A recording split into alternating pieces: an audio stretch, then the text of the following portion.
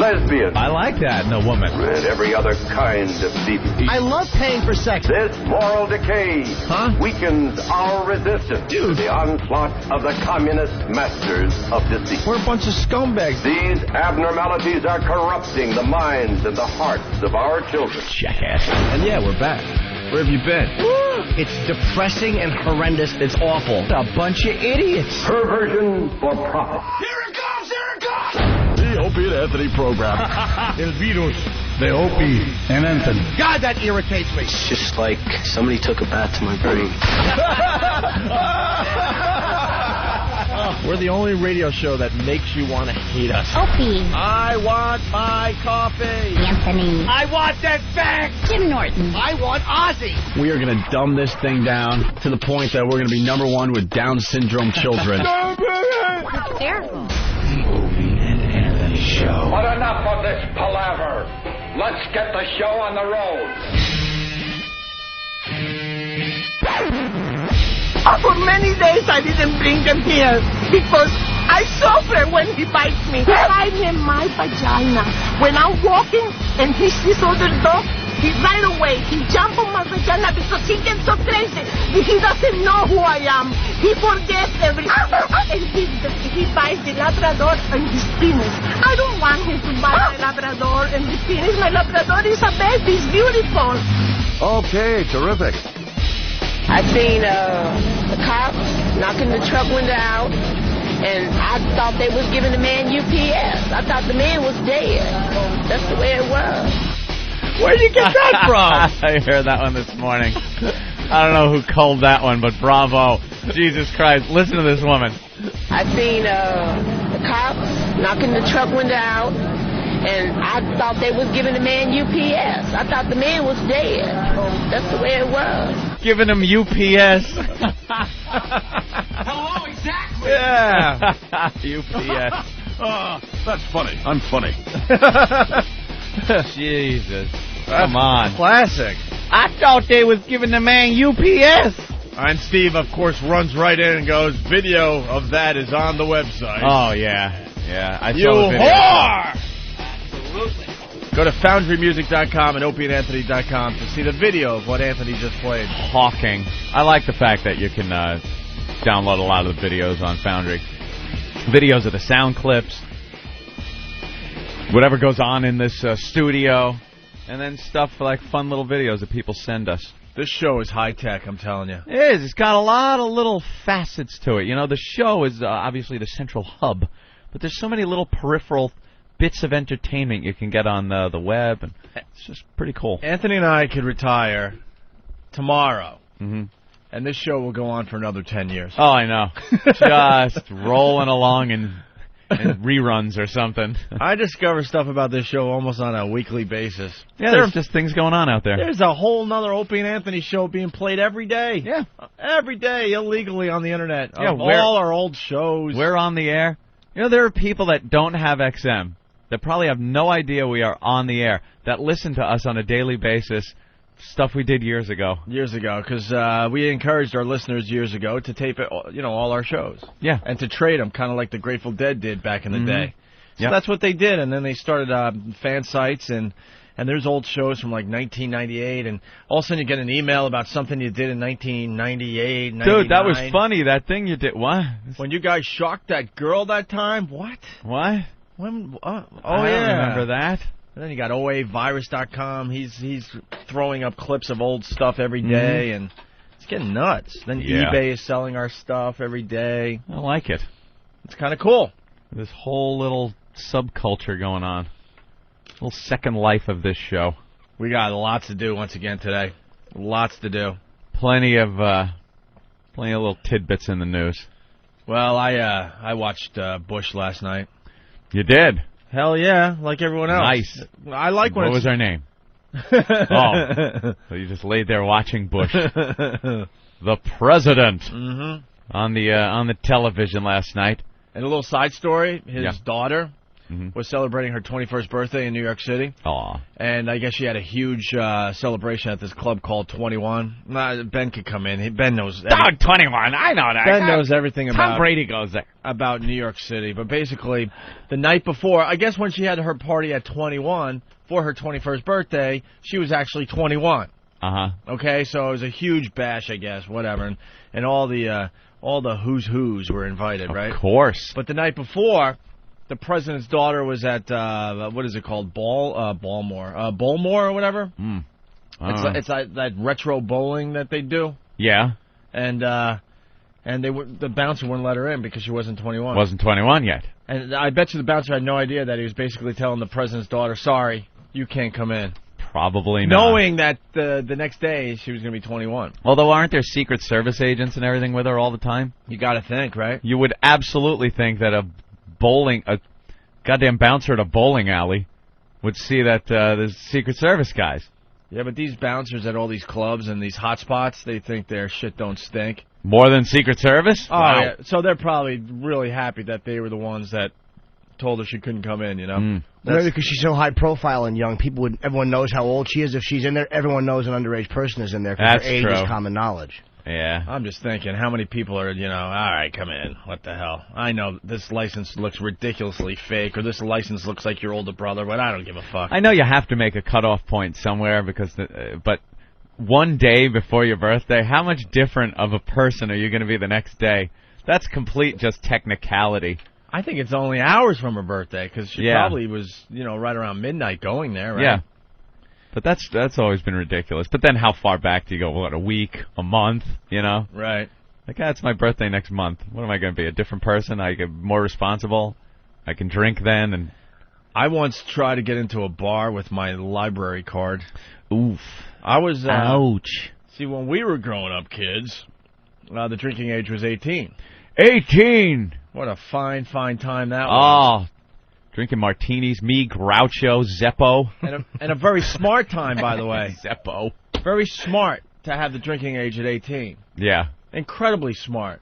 Because kids are going to do that drinking no matter what. They're going to be smoking that pot no matter what. Booting that heroin. But the problem is, because a lot of these kids can't get into the bars, well, now they're drinking here and there and then doing the house parties and all that, whatever.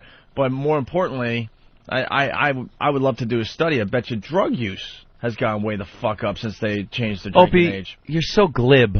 You haven't done the studies. I have. Opie. Tool.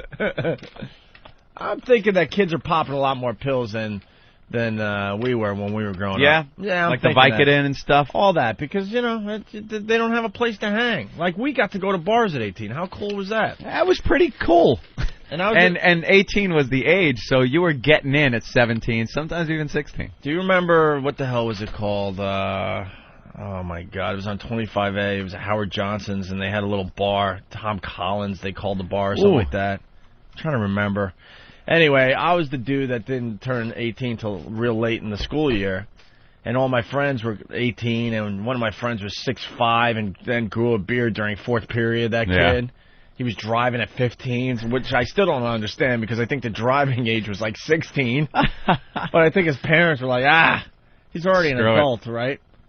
So they all had their licenses, and I'm trying to get in with them.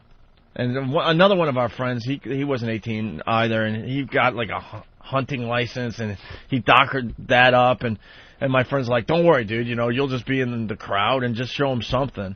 So show him something. So I remember like docking messing with my library card and throwing a date of birth or something on there. They looked at me like, oh, God.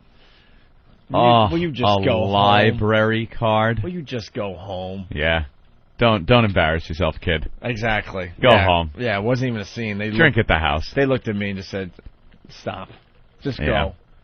And I was the last guy in, so that, your friends don't give a fuck. They got in. Yeah. They're not coming outside, oh, what happened, man? Oh. I used to go to the tip bar across the street, the Tender Trap, across the street from my house. I lived right across the street from the Tender Trap. I had no idea about that. Yeah, there's a side street right now behind Fred's Diner. Yeah. right there. There's a side street. I knew you lived in that there. area. I had no idea it was that close to the tender Oh, trap. yeah, it was right there. I used to walk there at like 16. I would walk over to the tender trap, and sometimes all I would have is a pocket full of quarters. And I guess the bartender was really cool because a kid walking in there, sitting down, plopping a bunch of quarters on the bar and saying, "Can I have a Budweiser?" And then I'd get my beer, and the thing would be like hot by the time I was done with it because I would just sit there nursing one beer for about an hour and a half, 2 hours. Right. Squeezing every bit of lusciousness out of it to just see as many dancers as I could. And the bartender kind of knew, kind of remember, looking and kind of laughing. But I guess it wasn't that big a deal, Nah, back then they let you. Went in and watched some tits, got a boner, sit there and get my boner. Getting your boner on. At the tit bar. God, that goes away after a while when you're so jaded and disgusted with tit bars and strippers. When you first go, especially as a kid, your first time in the tit bar, it's like, Danny's Den. Naked girls.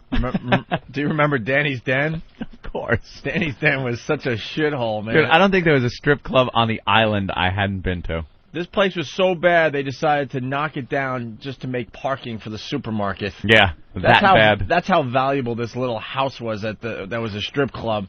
Danny's there were Den. all these like piece of shit like old houses. Right. There weren't even a building in a strip mall or something, or a standalone building for like a store or something. It was a house.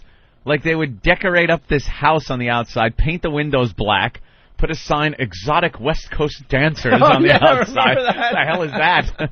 West Coast, they're from Bayshore. Exotic West Coast Dancer, yeah. From Bayshore.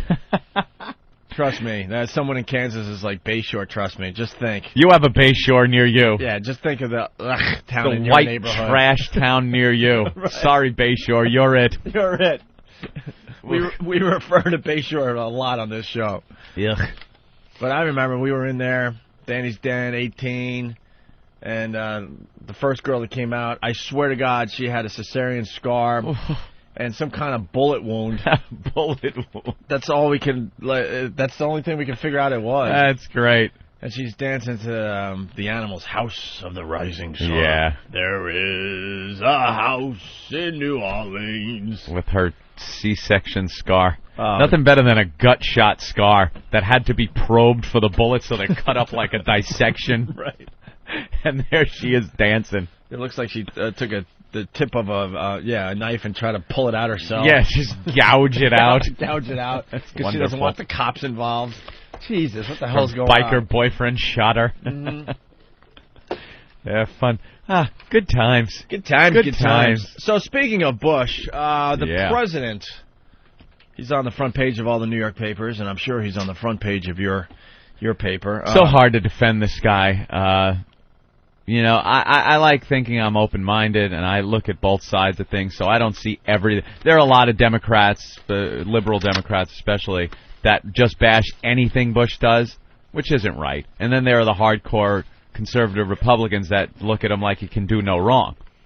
The truth of the matter is, the truth lies somewhere in the middle, and sometimes it goes a little closer to he's a moron that can't do anything right, and sometimes it goes toward what a genius, he's doing very well. But last night, his approval rating is way down. In the shitter, and he comes out and does this speech, and it was presented to the public like this was going to be a speech that outlined what the future plans for Iraq were, what we're going to do there. Obviously not a timetable for troop withdrawal, but just some type of plan that's going on. Inform the people of what's going on. Nothing new here. There was not a word out of his mouth that had anything new. And it was insulting, and I agree with the Democrats that came out, the pundits that came out afterwards, and said that him bringing up 9/11 5 times in a 28-minute speech was ridiculous, it was insulting, and it shouldn't have been done. The fact that he's still linking 9/11 with the war in Iraq is ridiculous, and he really, it comes off as insulting to the people. I don't think he did a good job last night with this speech. That's what I'm getting at. Stumbling all over the place, too. Oh, well, he always does. I know. He's just a horrible public speaker. He's bad. Sometimes he can horrendous. get a good word out or a phrase, but for the most part, he's just a stuttering, muttering prick. You know who's a good speaker? Martin Luther King Jr. Ah, there you go. I have a dream. So his approval rating is like 40% of the people agree with what we're doing in Iraq or something like that at this point? Is it 40? Something like that. Man, you get gas prices down to $1, and everyone will approve. Yeah, what happened? Wasn't this the war for oil?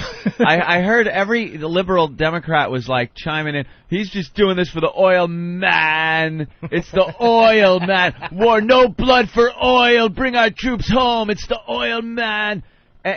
Highest prices ever. Ever. You would think they would be the lowest prices ever. Lowest prices. We're pushing $3 in some places. We should be showering in this stuff. La-di-da. But no. Highest prices ever. Great time to own a gigantic SUV, people. Let me tell you. I fill that goddamn thing up. Holy shit. I know. Cha-ching. My SUV, because we are ugly Americans. Yes. We all have our big Must SUVs. have your big vehicle. Mine's not even that big, and it's cost me $45 to fill up. 45? Yeah, pretty much. Nice. That's a quaint little price for gas. I know, $45. Oh, Can you imagine? I'm well into the 60s. Are you really? Fill up, yeah. When it's on empty? Ooh. I was on ridiculous empty yesterday, where the light comes on and the car starts yelling at you. What are you, an idiot? Mm-hmm. What do you think? That would be fun. What do you think? I run on fumes, asshole? Gas up. Look at the nav system. You're in Manhattan. You'll never find a gas station. You're going to run out. You know what element is in this town when you run out of gas. It was horrible. God, there's a market for that. You know, just your car talking to you. Just yelling at you. Rudely, that would be hilarious. Instead of just hearing that little ding, bing, ding. Oh, what is that? Oh. Yeah, you can have little settings, like if you don't want to be offended, it could be just your common courtesy, let you know. But if you want, some real discussion, conversation, you could program in, authentic friend-like conversation with your car. Where it's like, hey, asshole, gas. I want a hot female.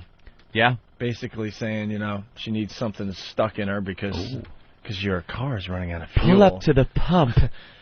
Stick the nozzle in my hole. Pump. You got your door open, your car is moaning at the gas station. We'd be stopping at gas stations every 2 miles. What the hell are you doing, man? You're full. I think I could squeeze another half a gallon in this thing. I think my navigation system sounds cute. Yeah? Yeah, it's a girl's voice. She's a fat hog. Probably. Oh, great. You just ruined it for me. You pop in the nav, you're driving down the highway, and she tells you, get off at a certain exit. And she got a nice, really, a cute voice for a girl voice on the nav system. It's much better than a guy voice telling you what to do. You're like, fuck you. I'm not going to listen to you. You're a guy voice. I got an idea for today's show. Fat pigs with hot voices. Oh, yeah, they're just going to be calling like crazy. Fat pigs with hot voices on the Opie and Anthony program this morning. You're never going to. You're insane. We already have a feature like that. It's called Every Woman That Calls In Here. Maybe I should have sold it differently, huh? If you're pleasantly plump and have a hot voice. Pleasantly plump. Now, how can we sell this where the girls would actually call in? I don't know. Fat pigs with hot voices. They're not going to call it. That doesn't help. How about, what's the word they use in fashion? Plus size? BBW. If you're a BBW with a great voice. With a great voice, call the program. They all think they're BBWs. BBW. I'm a big dude. You're not. If you're a chubby mess. Chubby. I'm just chubby. Just change your voice and... change your name and call up with your sexiness. No one's going to see you. If you're the type of girl that's had a lot of phone sex, and then when your date comes to pick you up, he always just looks and then drives away quickly, please pick up the phone and call in. All right, Anthony, $60-some-odd to fill up? Yeah. I know this guy's a trucker, but listen to this. Kevin, go ahead. You were talking about the president, and nothing good has come for me since he took office. I'm an owner-operator. I get like 7 miles a gallon out of my truck. I'm paying out $1,500 a week to operate my truck, and it's just cut into my profit margin. Can you imagine? $1,500 a week. $1,500 a week for fuel. Holy killer. Do you ever pay cash? I would pay cash. I would pay cash in dollar bills. Here you go. Thank you, my friend. Thank you, my friend. My friend. Where's the cheap gas? That, but everything's paid electronically today. You know, you don't carry cash. No. You see, you never think about the truckers and how much they're spending at the pumps at one given time, at one given moment. $1,500. Right, our economy reflects it. All right. Sooner or later, we're all going to pay through the nose. That's the thing about fuel prices. It makes everything go up. The price of everything goes up because fuel prices are high. It's the one thing that just is tied into every single product that you buy. Well, if the cost of transferring it's going to be more expensive, they're going to hit us in our pocketbooks. In our pocketbook. All right. I know the girls at the titty bar are suffering because I don't have the cash to lay out like I used to, and some of that $1,500 speedboat I got just sits. Some of that $1,500 would have ended up in small bills in very stinky places. You got that right.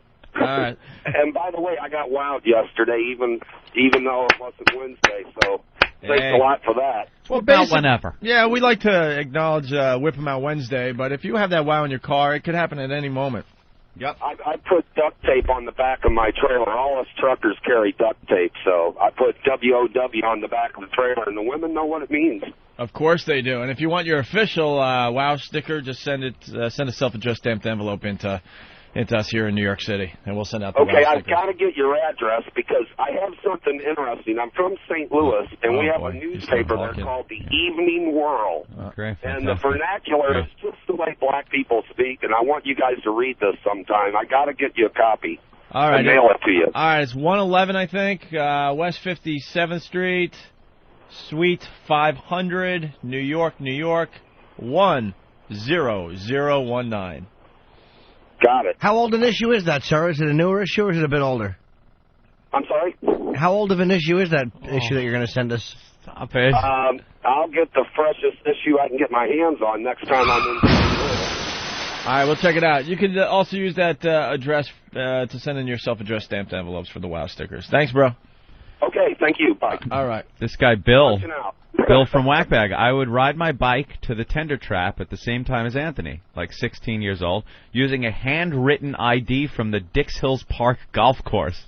I'd leave my bike behind the auto shop next door to the trap. Yeah, that place really didn't care, did it? No. Let's go to John in Queens. John, what's up? Boys, good morning. Hey there, Jenny. Listen. Yes. The speech that Bush gave last night. Yeah. I gotta take a little issue with you, Anthony. All right. It's an exchange of ideas here, sir. There we go. Listen, brother. Yes. The things that he was detailing, what you got to realize is exactly what he started saying in the beginning. So you're looking for new ideas. You don't want new ideas when you got 300,000 troops out there in the field. You want to send a message to the guys that say, hey, listen, we're still doing the same thing. We've been on track the whole time, and let's keep going. That's the first thing. Yeah, but it was presented to the American people as this new thing, like to promo it almost, so people will tune in. It was presented that there will be some type of plan, which people hear plan, they think some kind of a view to the end of the tunnel here, a light at the end of the tunnel, something. But there was nothing new here. Well, here's the thing, though. I mean, and listen to this.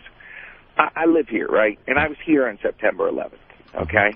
And you made a comment a week or so ago. I don't know if it was you or Opie. You were talking about how, like, 2 or 3 days after the fact, people were hanging out in bars. Well, that type of mentality is prevalent throughout all of America.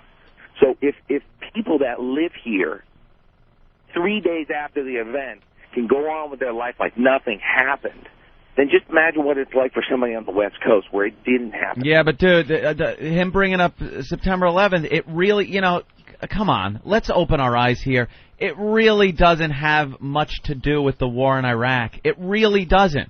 He's comparing the insurgents with the terrorists that brought down the buildings. I mean, it's a reach. It really is. I think the money, whatever reason we're in Iraq, you could justify it by saying, yeah, we want democracy there because it would stabilize the area. That's fine. Okay, that's a valid point. to say that we're there to stop the terrorists that attacked us, that's ridiculous. That money could have been well spent on intelligence and really weeding out true terrorists and plots against us that take years and years to develop, that we could then find out that they're developing them before they hit us with billions of dollars in intelligence. That would have happened. But no, we're over there in Iraq.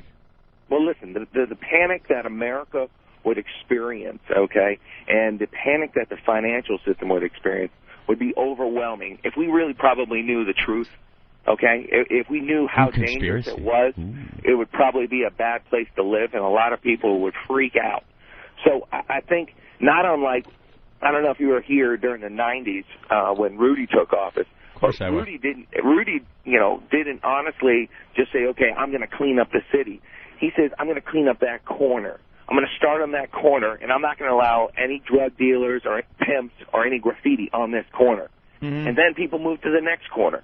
And it was that type of strange, outlandish, offhanded way that he approached crime in the city, and it had a dramatic effect. And it's funny, I talked to a friend of mine who was 16. When he was 16, he used to do graffiti all over the bridges and tunnels. It used to be fun, Opie. Scary place to go.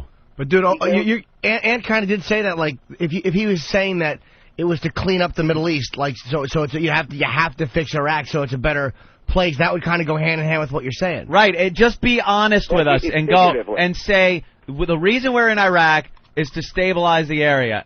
If you get a democracy, a foothold in there, it'll be a much more stable area. It'll take years and years and years to do it. It's going to be a hard fight, but that is our goal here. And it's not that. It's let's scare America. Let's frighten them thinking that if we're not in Iraq, that more buildings are coming down and more people are dying in our American cities. That's the shit I'm not buying. I'm not eating the line of bullshit. And a lot of other Americans aren't either. And I just think they need to be a little more honest with us. Well, I think they are being honest, but I think that you got to understand the bigger picture. As far as defending Homeland Security, the money, the billions and billions of dollars being spent in Iraq could better be spent protecting the country, which would be through intelligence. If we had a better CIA back in the 90s, 9/11 wouldn't have happened. The attacks on 9/11 would not have happened. We have more spending and more tech. No.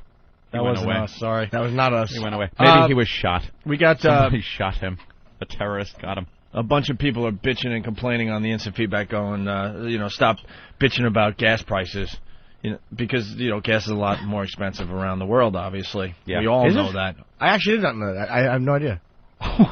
Get that pop culture quiz for Jimmy. Why? I didn't know gas. You really had no idea that gas is ridiculous everywhere else except America? No.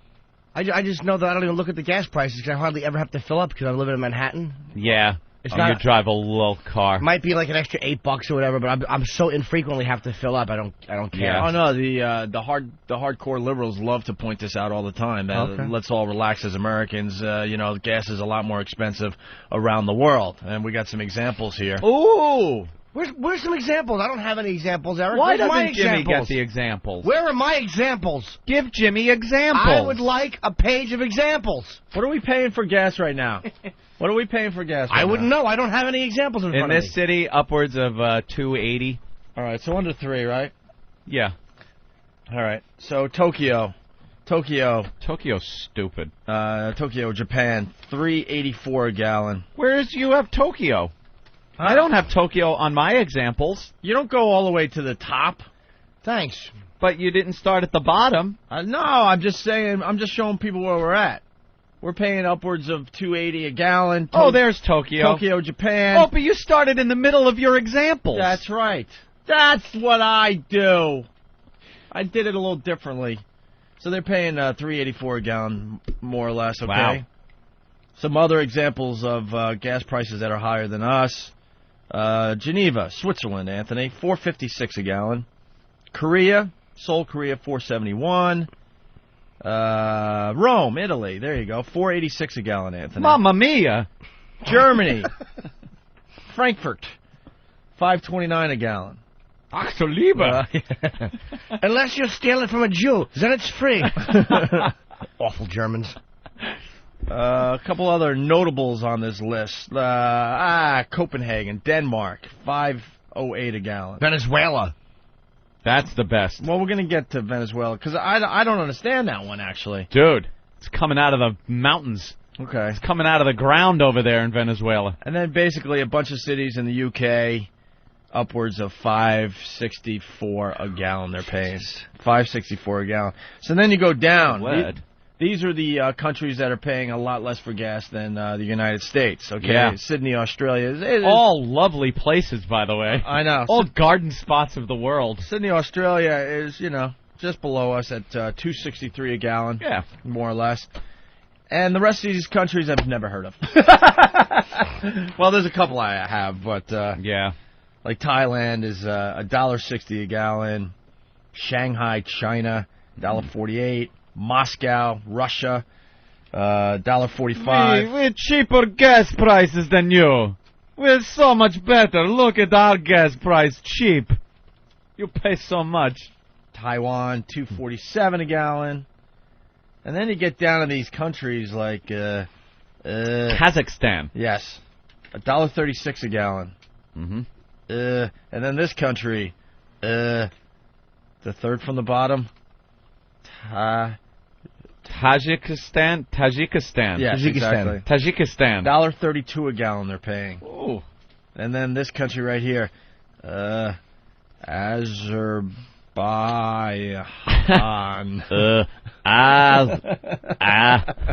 This country's called ass. Azerbaijan. Azerbaijan. What is it there, Steve? What is it, Steve, with your diction? Azerbaijan. Of course. Azerbaijan. Oh, excuse me.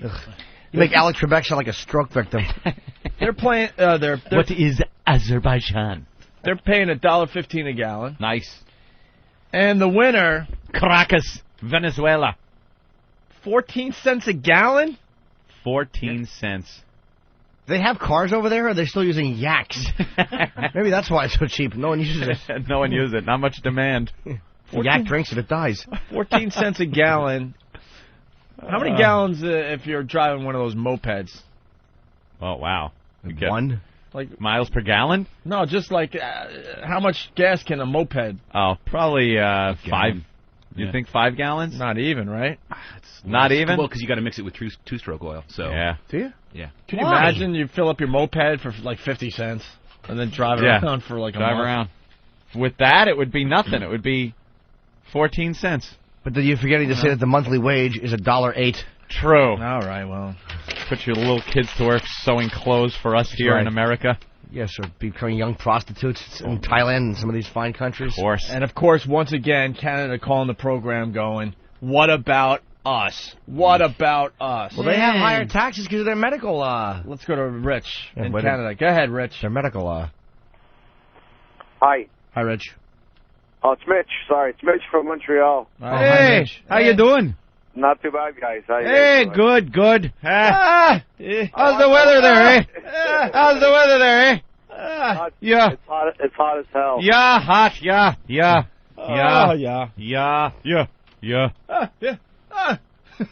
Well, what do you got for us, Rich? Yeah. Well, I just wanted to say 3 things, if that's not too much. No, that's fine. Go ahead. Yeah. That's fine. Yeah. Okay, we're paying here in Montreal. We're paying $4.08 a gallon, and we're like 45 miles from the border.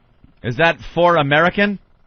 It's Canadian. Oh, Jesus Christ, American. Then. Stop it. You're stupid That's Canadian money. What do you give them, 4 loonies for every gallon? You stupid money with your loonies. He's laughing at his own money. I get my Canadian money mixed up with my Monopoly money all the time. Who's that whore on your money? That's my mother. It's my mother, sorry. That's the Queen. Yeah. The Queen, Yeah.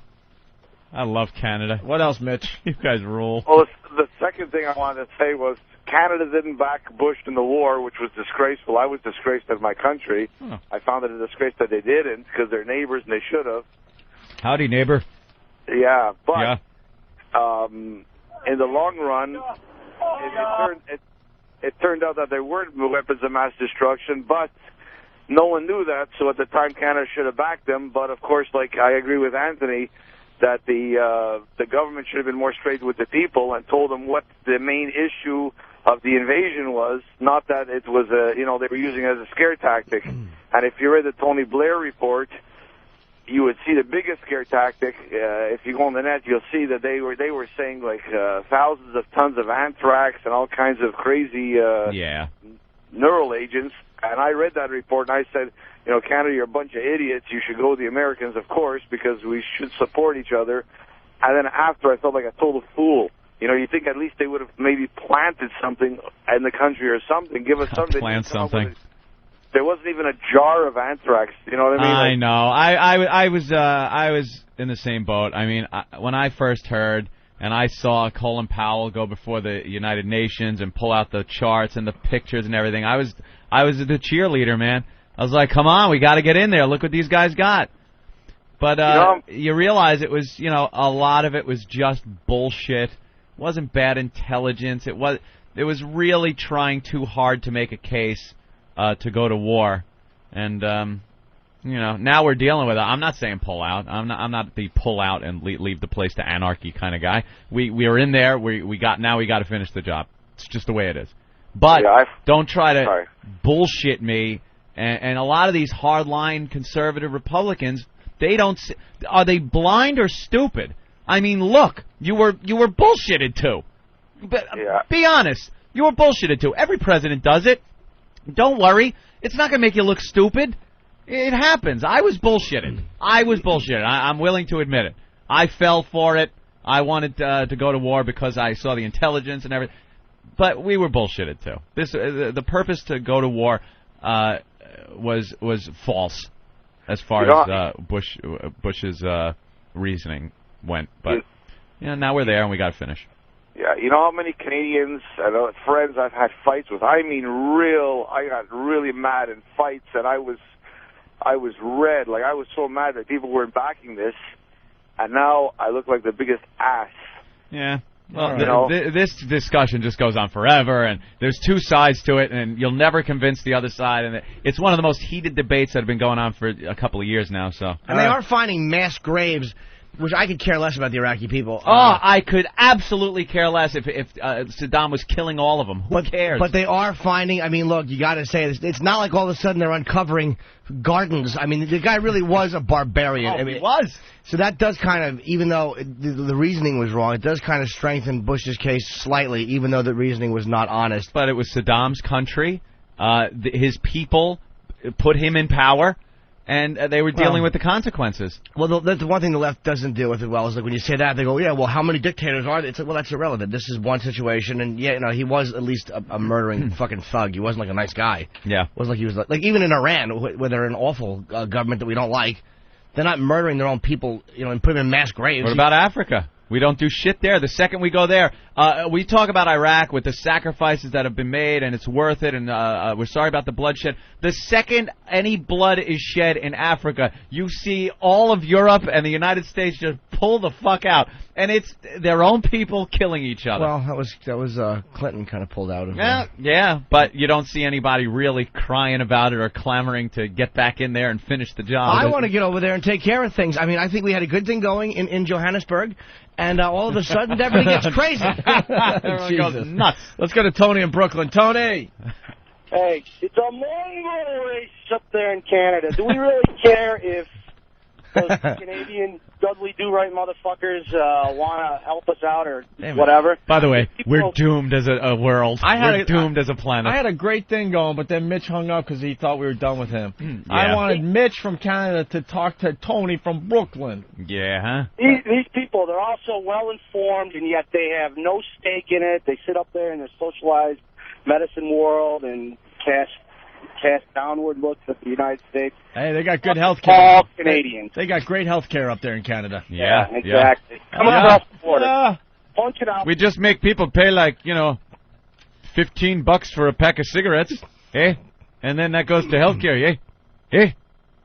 Steve has a hybrid car he wants to talk about. Oh, Steve! I was just going to mention the quick way to alleviate all this gas headache is having a hybrid. Do you have a hybrid, Steve? I do. It's the antithesis in completely of your SUV. What did you have before the hybrid? I had a GMC Envoy. He had an Envoy beforehand. I bailed out at the right moment. Steve just wants to move to Hollywood. He just wants to be part of that whole. No, I don't. That whole group of people driving Ramon, pull around the hybrid. Ramon, plug in my car. Steve just wants to be driving around in his hybrid in Los Angeles, drinking his wheatgrass with his pals. You have a car that runs on gas, but also has a generator and batteries. An electric fuel cell. You don't have to plug it in, Jimmy. An electric fuel cell, which is recharged by the engine and the brakes. Correct. Also recharge your car. Absolutely. It uses magnetic resistance in the wheels that actually slow your car down and recharges your battery at the same time. It's funny, I was just thinking that. How do you know that, Ant? Popular Mechanics. Yep. Forget Aristotle and fuck Socrates. Here comes Professor Anthony. Wonderful technology. Jimmy and I were walking home yesterday after the show, and we were just thinking about exactly what you just did. That's what dummies we are. We're like, God, do you feel really stupid when Anthony goes off and just talks about something in a way that we all should know? It's worthless knowledge that I know. It's worthless. Here's what happens for those of you not in the studio. When Anthony starts with something like that, Opie will kind of just like look over at the CD thing because apparently there's something to be potted up. And I glance down at the newspaper like I'm not just hearing that there's a smarter person talking. And then Jimmy and I will glance at each other like, okay, I'm not the only one. All right, good. How can I sound like I'm agreeing with him like I know what he's talking about? You dude, no, it's funny. Right, yes. Damn it, I didn't get to that issue of Popular Mechanics yet. Yeah. Good one. That's the great magazine for reading on the bowl. Nice, short little articles on everything, from iPods to building a shed in the backyard. Looked at everything. So you're saying Jay Leno's column, by the way, very funny and very good. Jay Leno does a column every month in Popular Mechanics about cars, classic cars, and redoing cars. Buys like a 1945 fire engine and puts like a big block engine in it and makes it a hot rod, and then writes about it. He's like a real car freak. He is a nut with cars. Him and Seinfeld.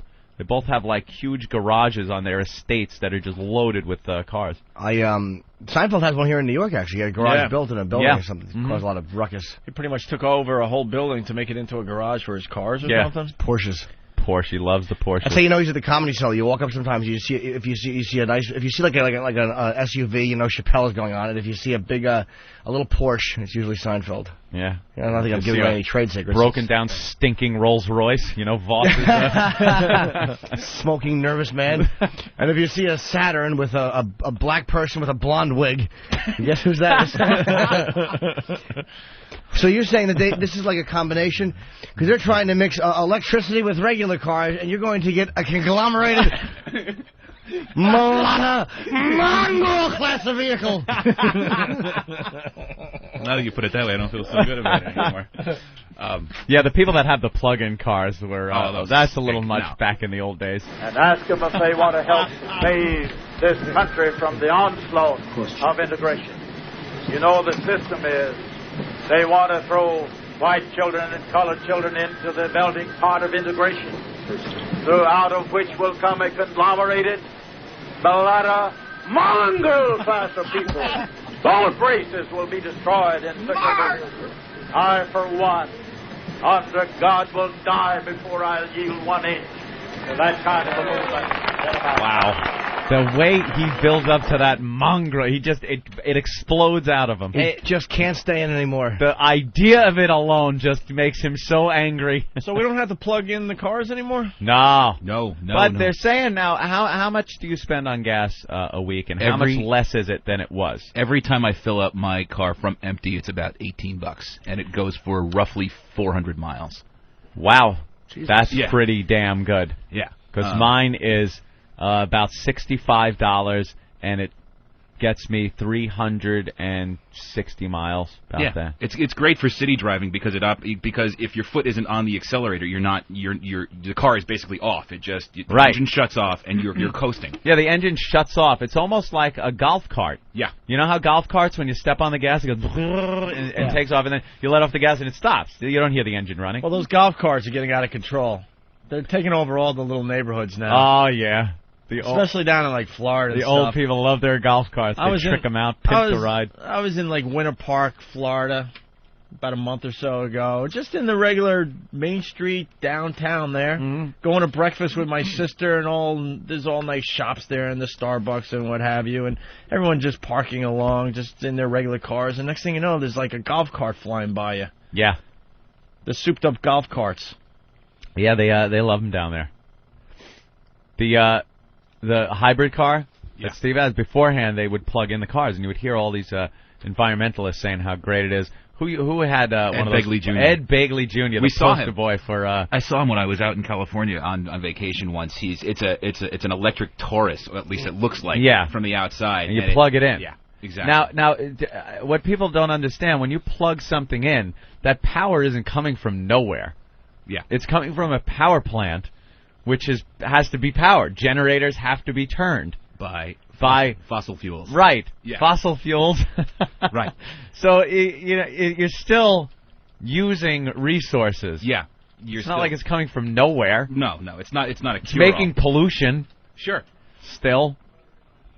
Well, Jim wants in on the conversation. Jim, go ahead. Yeah, man. Not only the hybrid cars are just junk, because Volkswagen's been getting 50 miles a gallon in their diesel since the late 70s. He got the small car, but, it's getting the job done. He's paying a lot less for gas, though. Paying a lot less for gas than a diesel car. He's paying less than people with diesels. He's paying $18, and it's getting him 400 miles, dude. Yeah, and, good comeback. And the Geo Metro, they got 50 miles a gallon and quit making them. That was a stupid move. Cars were all right. I don't know. Thank you, Jim.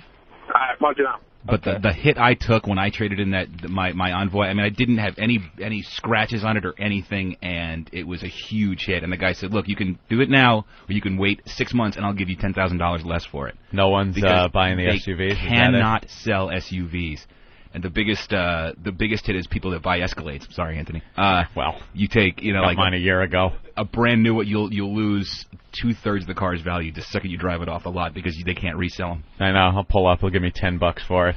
Okay, great. Well, wonderful. we'll get to the Bush clips a little later in the show. That's an ongoing story today. Before we go to break, you want to do the first round of the Jim Norton pop culture quiz? Jim Norton pop culture quiz.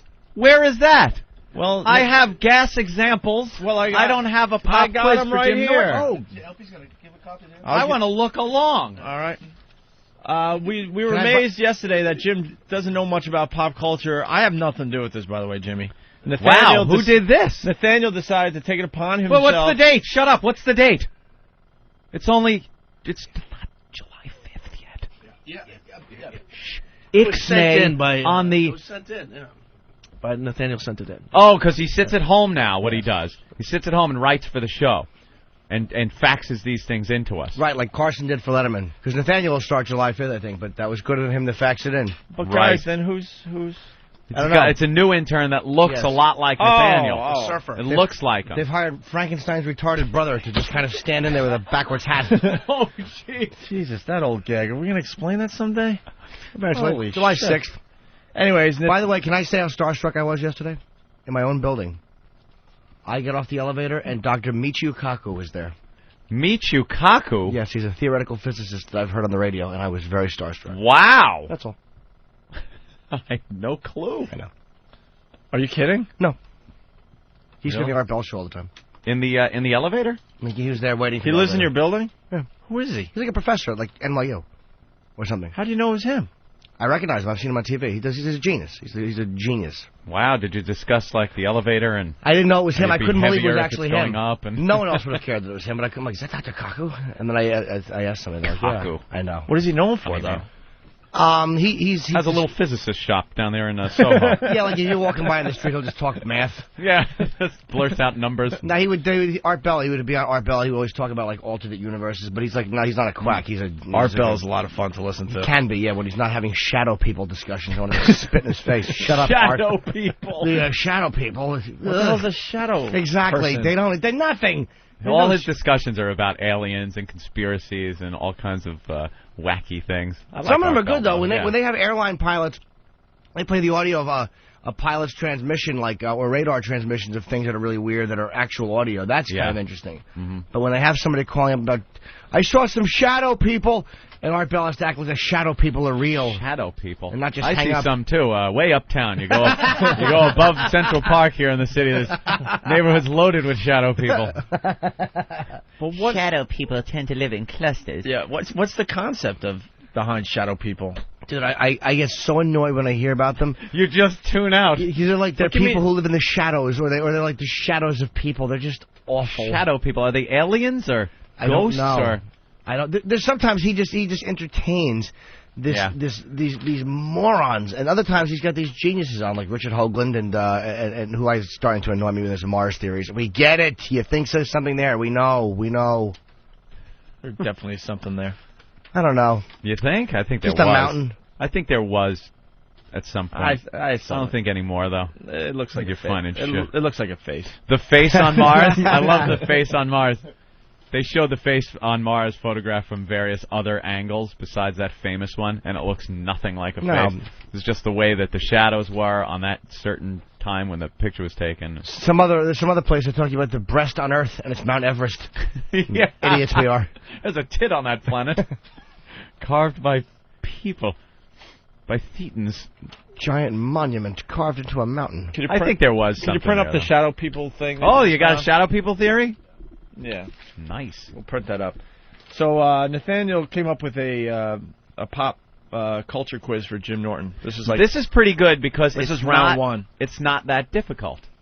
I'm looking here, and the questions aren't that difficult. They're pretty much things that anybody who spends just an average amount of time watching television or maybe reading a little bit of an entertainment section or something should absolutely know these answers.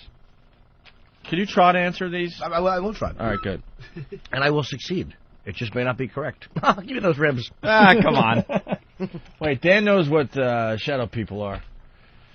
Dan, go ahead. Hey, them shadow people are silhouettes of people from parallel universes. Oh. Oh, yeah? I've never seen one of these shadow people. I've never seen one either, but that's what they always say on our bell. Anyway, punch now, guys. All right, thanks, Dan. People from alternate dimensions who are somehow bleeding into our dimension. That's what Matt C. is saying. Interesting. Is there other dimensions out there? The shadow people. Well, Dr. Cocker would say yes. I've heard him break it down into planetary levels and what makes you an advanced planet for alien species, I don't buy the alternate dimension thing. This guy is that smart, but I bet you he still goes to Starbucks and gets his latte. Wherever he does. I'll have a grande. Because, living in New York, you get to see some of these really famous people, and you go, look, he does the same shit we do. Puts his pants on one leg at a time. That's right. Yeah, but he reads different things while sipping his latte. Yeah. I'm looking at Craigslist, and, he's reading Stephen Hawking stuff and laughing at how incorrect it is. This guy is beyond brilliant, but still has to wait for a cab when it's raining out. There it is. Damn it. Getting all mad. Doesn't get the special treatment, even though he knows about other dimensions. Probably figuring out what the odds are that he'll get a cab. Right. What amount of time. He theorizes about other dimensions. So he gets that tummy ache from eating that spicy food, just like you and I. Sits on the bowl and makes a good mess. Point. He gets an ass burn. That's true. And he wipes and looks at it and looks at the butterscotch color and goes, "Uh-oh, flu coming." Oh my God, that is so gross. Butterscotch. That's true. If your shit looks like it would be delicious on ice cream, you have a cold. It's disgusting, man. I'm a much happier person, though, because I went to the supermarket yesterday and got my new supply of baby wipes. Ah, yes. I'm always happy when those come. Oh, they don't call them baby wipes anymore because we're all onto them. Why do you go to the supermarket for that? I don't know. I was buying other shit. Dude, drugstore.com. Oh. You're not leaving your house at this point? Never leave the house. Why leave the house when a box full of any toiletries or anything you need gets delivered right to your door? Dude, you're getting weird, man. Do you, No. Did you see that Ant has outside of his house, like the president has, like those little plastic things set up from where the car is going to pull up to the actual front door so you can't see him? He has one of those. So I just pull it. Actually, I pull right into my garage, and the door closes. You don't leave your house, do you? You rarely leave your house. Very rarely. Why? And now you go to drugstore.com? You go to drugstore.com. They deliver everything. I like to walk around a little bit. I go to the drugstore, I go to the supermarket, I go to Starbucks and talk to the geniuses. I'm going to Atlantic City this weekend. All right. I'll be in a casino and a hotel room. Yeah. All connected the whole weekend. 4th of July weekend. Yeah, that makes sense. I'll be inside. Inside for 4 days. That's great. Drugstore.com. Yeah, you just go there. You order everything you want. Sounds like a commercial, doesn't it? You order what you want, and they deliver it. It comes out of your credit card, and you know what it is? Because to go to the drugstore and pick everything up, you always forgetting stuff. You have to run out before you remember to get it. It's like that kind of stuff. Yeah, that's such a hassle. When you just order, you could sit down and really think about it. And you type out what you need. See, you go to the drugstore, you feel part of society, eh? Society blows. Do you go to the supermarket? Occasionally, yeah. They haven't figured that one out yet. That one they have. FreshDirect.com. Yeah? Oh, don't tell them that. But is it like everything you kind of want? Allegedly, it's the freshest food, too. FreshDirect.com. I just can't do it because I'm on a bootleg internet connection for another couple weeks. I'm using the wireless, so I won't use my credit card information. But yeah, FreshDirect.com. Direct. Yeah, you just list of stuff you want, and it shows up at your door. You shop. I'll look into that. Oh, it's great. When I pull in and out of my garage, well, actually out in the morning, it's like an airlock. I go into the garage and I have to lock the door from the garage into my house, and then I get in my vehicle and I lock the doors of my vehicle. Then I open the garage door so that if there's any criminal element, they can't then run into the garage, get into my house, or get into my vehicle by the time I back out. That's how I do it. And when you pull in, you do it actually the reverse way.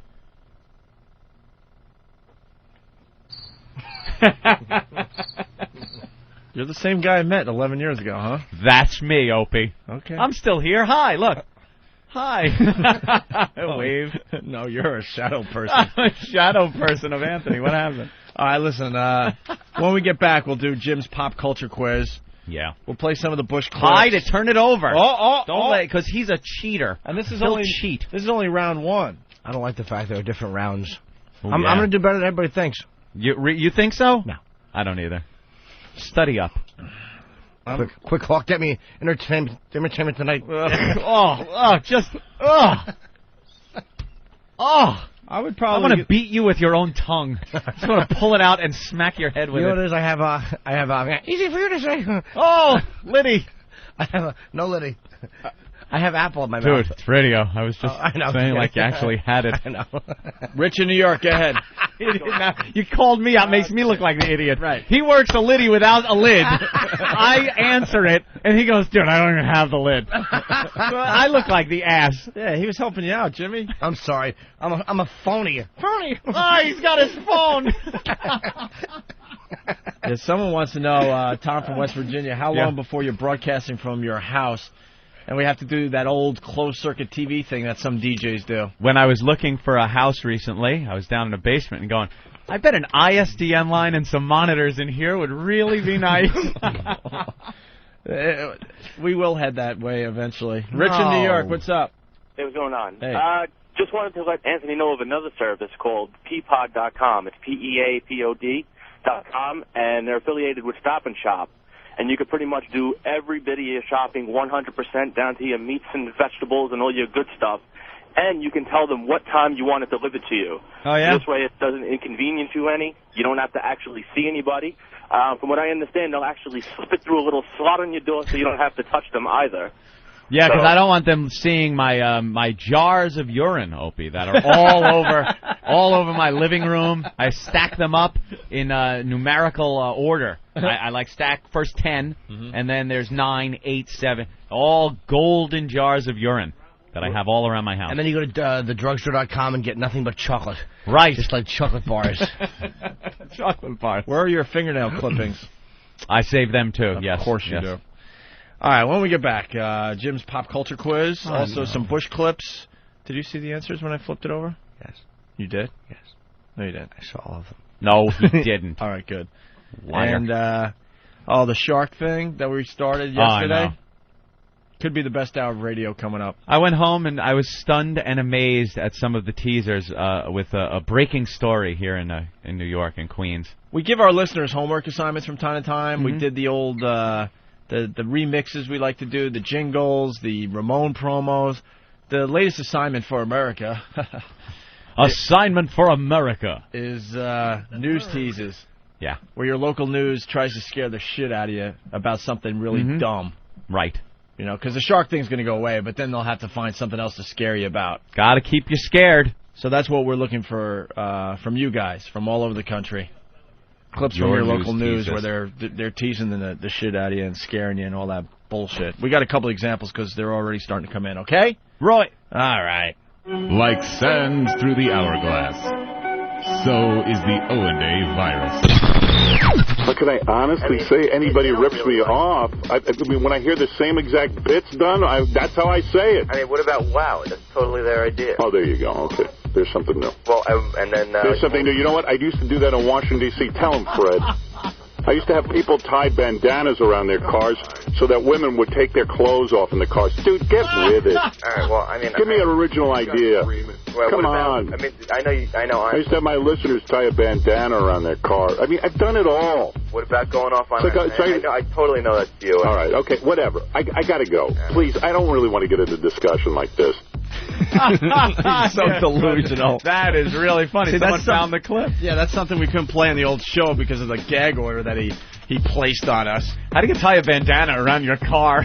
That's a great one. That's a big bandana. What's the matter? My car has cancer. People throwing frisbees to their cars, jump and grab it. God, just showing your age, man. You can't even tie bandanas to antennas anymore. It's all hippied out. You honk the horn, like beep, beep. Dude. Honk, dude. He's so delusional. Oh, man. Just admit it. Wow is such an original idea. I invented everything. I've done it all. He even said, I've done it all. Wow. Even the stuff that's going to be invented, I did already. There's no original I went into ideas. a time machine. Everyone I already did it. Killed themselves. Right. I've done it all. I was the first one to do anything. Marconi ripped me off, Robin. Remember what was that thing called? Dot, dash, dot, Morse code? It was Howard code earlier. The guy ripped me off. I invented SOS. Robin. What a complete jackass. He's the guy. Wow. Wow. He invented wow. And it had nothing to do with Whip 'em Out Wednesday. Wow, it was tying a bandana around your car. Thank you, Howard. And what were we supposed to do if you saw... I don't know. He didn't really explain it very well. Of course he's not going to explain. If someone had a bandana tied around their car somehow, girls would get naked in the car? It wasn't even flash. Girls would get naked. They're driving, taking their clothes off, crashing into abutments, Robin. I invented traffic accidents. A bandana around an antenna. That reminds me of something else I've heard. It's called a fucking flag.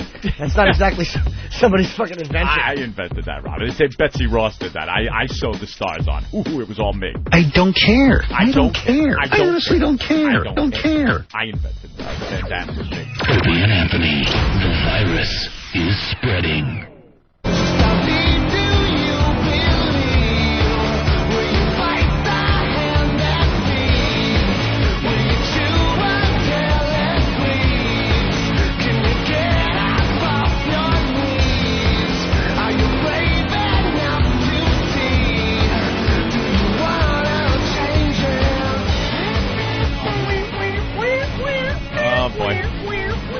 More trouble in the rap community.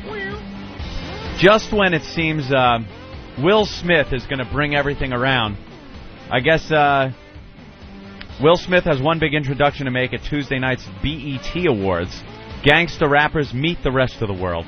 He wants to inform the rap community they have a big influence on culture around the world and to stop this whole thug gangsta image.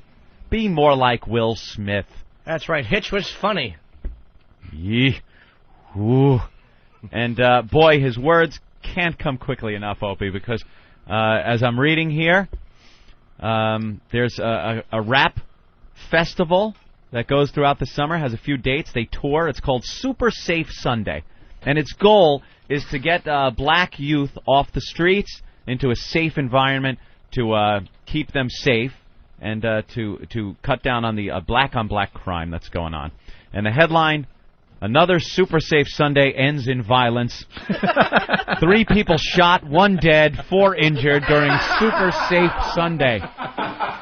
That's terrific. Youch. That's terrific. Despite police from organizers for nonviolence, 3 people were shot and another stabbed as another Super Safe Sunday event turned bloody. Local radio personality Jabberjaws, who is also of Jabbo Productions, the group co-sponsoring the event, in Shreveport, Louisiana, at the State Fairgrounds, asked the crowd to go home after the concert, but they didn't go home. There was at least 5,000 people there. About 9:30, between 30 and 40 shots were fired into a crowd. 30 and 40 shots. Muzzle fire from the unknown gun shots broke through the night sky. And, 3 people shot, 1 killed on Super Safe Sunday. It has 3 more scheduled events this summer, July 10th, July 24th, and August 7th. And on June 12th, the first Super Safe Sunday this summer, a 14-year-old boy was intentionally run over by a car. Wow. That's classic. Super Safe Sunday. Wow. You know, those rap events are just trouble. Is that a picture of Super Safe Sunday? Wow. That sure don't look safe. That looks quite scary. That doesn't look like slightly safe Sunday. Ooh. That looks like, we'll give it a try. Oh, my God. This Sunday. That looks like, ask, where's Hotel Rwanda? Ask for directions to Hotel Rwanda Sunday. That looks like Find Whitey. Wow, yeah. Where's Whitey? Where's Whitey? Find him in that crowd. It's a little guy with a red and white sweater with a black eye and a pistol at his head. All right, Anthony, it's Whip 'em Out Wednesday. Really yes, fast. It is. Better than Super Safe Sunday. Whip 'em Out Wednesday. Whip 'em Out Wednesday, we absolutely love. You get wow on your car for the new listeners, or a wow on your truck, and if the ladies feel like it, they're going to flash you while you're driving around. We basically tell you, don't harass the ladies. There's plenty of women out there that'll do this just for the hell of it. You don't have to try to overly encourage the women to do it, okay? Mm-hmm. If you don't have a wow sticker yet, you can make one and throw it on the back of your ride, or you can send in a self-addressed stamped envelope to us here in New York City. The address is up on opieandanthony.com. With that said, Anthony, really fast, we got a strip club, or isn't it? Delilah's in Philadelphia. But they don't like being called a strip club, right? Gentleman's club. You don't know what to call them anymore. In the old days, it's you a just strip said club. A strip club. You said a club. strip club. It's a gentleman's club. It's a dance club. It's this, a ladies' what? Strip joint. Strip joint. Look at that gentleman wearing the silk sweatpants with no underwear. He's Big a wet spot gentleman. on the front. What a gentleman. We do love Delilah's. Delilah's, sorry. Delilah's. You have to say the name right. I know. Well, we used to do some stuff with them when we were on... I love Dillinger's. What? We used to do a lot of stuff with them when we were at WYSP in Philadelphia. Pardon me, missy. May I see your tits? I'm a fine gentleman. Delilah's. Okay, we got a bunch of exotic dancers, a.k.a. strippers. They're coming up Friday. They'll be here Friday. And they're going to have tiny little things on. Ooh. And they're going to walk around Manhattan handing out wow stickers. That's what we do now. Yeah. We're marketing ourselves. We make the girls work for us. So the girls are going to be walking all around Manhattan handing out wow stickers. Hold on, Jimmy, because I see how pissed you are over there. No. Let me just get this thought finished. Do we want listeners and other hot girls to join us to hand out wow stickers all day Friday in Manhattan? Can't hurt. Sorry, I'm distracted by Jim. All right. No, I think I love the idea of the hot chicks the strippers coming in and doing something like that for the show in Times Square or something like that? Yeah. We'll have them walk down. We'll design the route. Actually, go down 7th Avenue. you mean actually serving a purpose on this show? Yeah. Yeah, having strippers that actually do something worthwhile for the program. And they are hot girls, so. Do you guys want to put out the word that listeners could join them and hot girls could join them, or no? I'd rather put out the word, really. Can we just do that? I've been working on the put and the but. I know. That's what I heard. I heard put, you don't and I'd rather understand what put. goes on in my brain every time I have to say know, put. Thank Christ. It's driving me nuts. Is it? It stops my whole thought process. But it, How did that happen? Because some asshole listener had to point it out. I've been saying but. No, I mean, how did you start saying but No, in school? Wasn't it a P? Dude, I've been saying that word, I don't know. Really? I was listening to an old bit that has to be 6 or 7 years ago. I'm going but. Really? And no one picked up on it until we started here at XM. And now every time I have to say put, my brain physically stops working so it can think about how to say that one stupid word. I know what the problem is, by the way. The way, like, because when you say P, your brain, the way you say P, like, we all have to think out what we're saying, even though it's very quick. Yeah. And you don't think P, you think upside down B. Was it because of not popping your P's into a microphone? Maybe. Because sometimes they teach you to almost say but they, not but like put a softer P without popping your P's in the microphone. Plosive. That could be it. Yeah. That could be it. Yeah, that's what they teach in the They teach you that. broadcasting. Plosives. Your P's, yeah. What they say to do, P's? Plosives. So like Ben has a huge penis, you would say.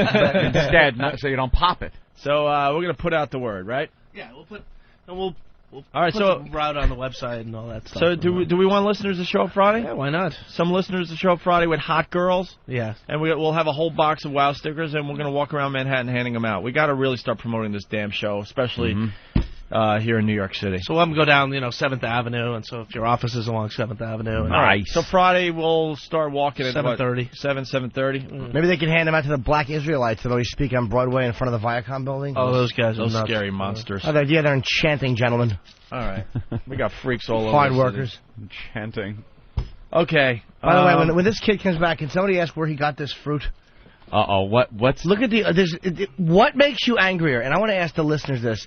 What makes you want to smash somebody with a bat more than a mealy orange? An orange that doesn't break up into segments because it's like a conglomerated Malata mongrel class of orange. Both pieces of fruit will be destroyed. You know what I hate about oranges? When you get that orange tumor. Oh yeah, the big thing by the navel. Within your orange, all of a sudden you got like an orange tumor. It's like a Quato orange growing inside the orange. I'm not just talking around the navel. Sometimes it just takes over. Yeah. Why is my orange coughing? Oh, I see.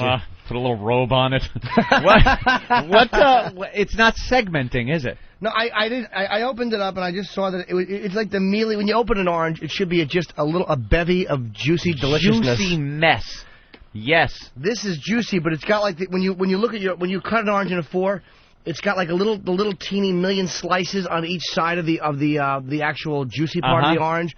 It almost looks like shredded string. Yeah, it's stringy.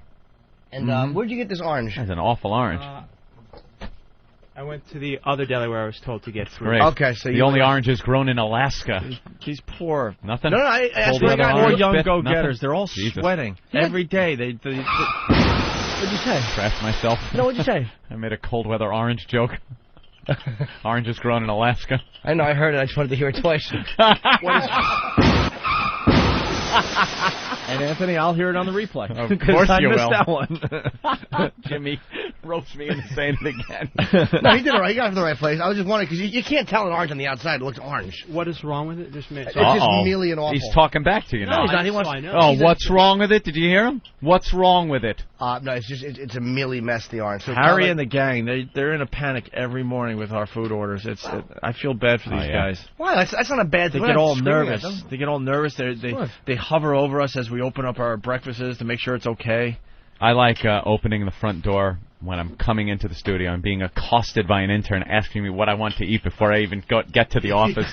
What do you want to eat? I'm freaking out.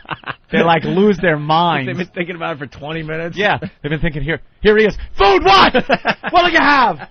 No, let me sit. I just had dinner. It's still nighttime. Ass. I get called on my way in. I get the phone call because I always. You get called now every day. I get a phone call. Hi, this is today it'll be Travis, or not today. It wasn't Travis. It was another gentleman, Of course Harry. not. He doesn't work here. Yeah, it's just some young strapping kid. It might have been Sam. Yeah, I forget who it was.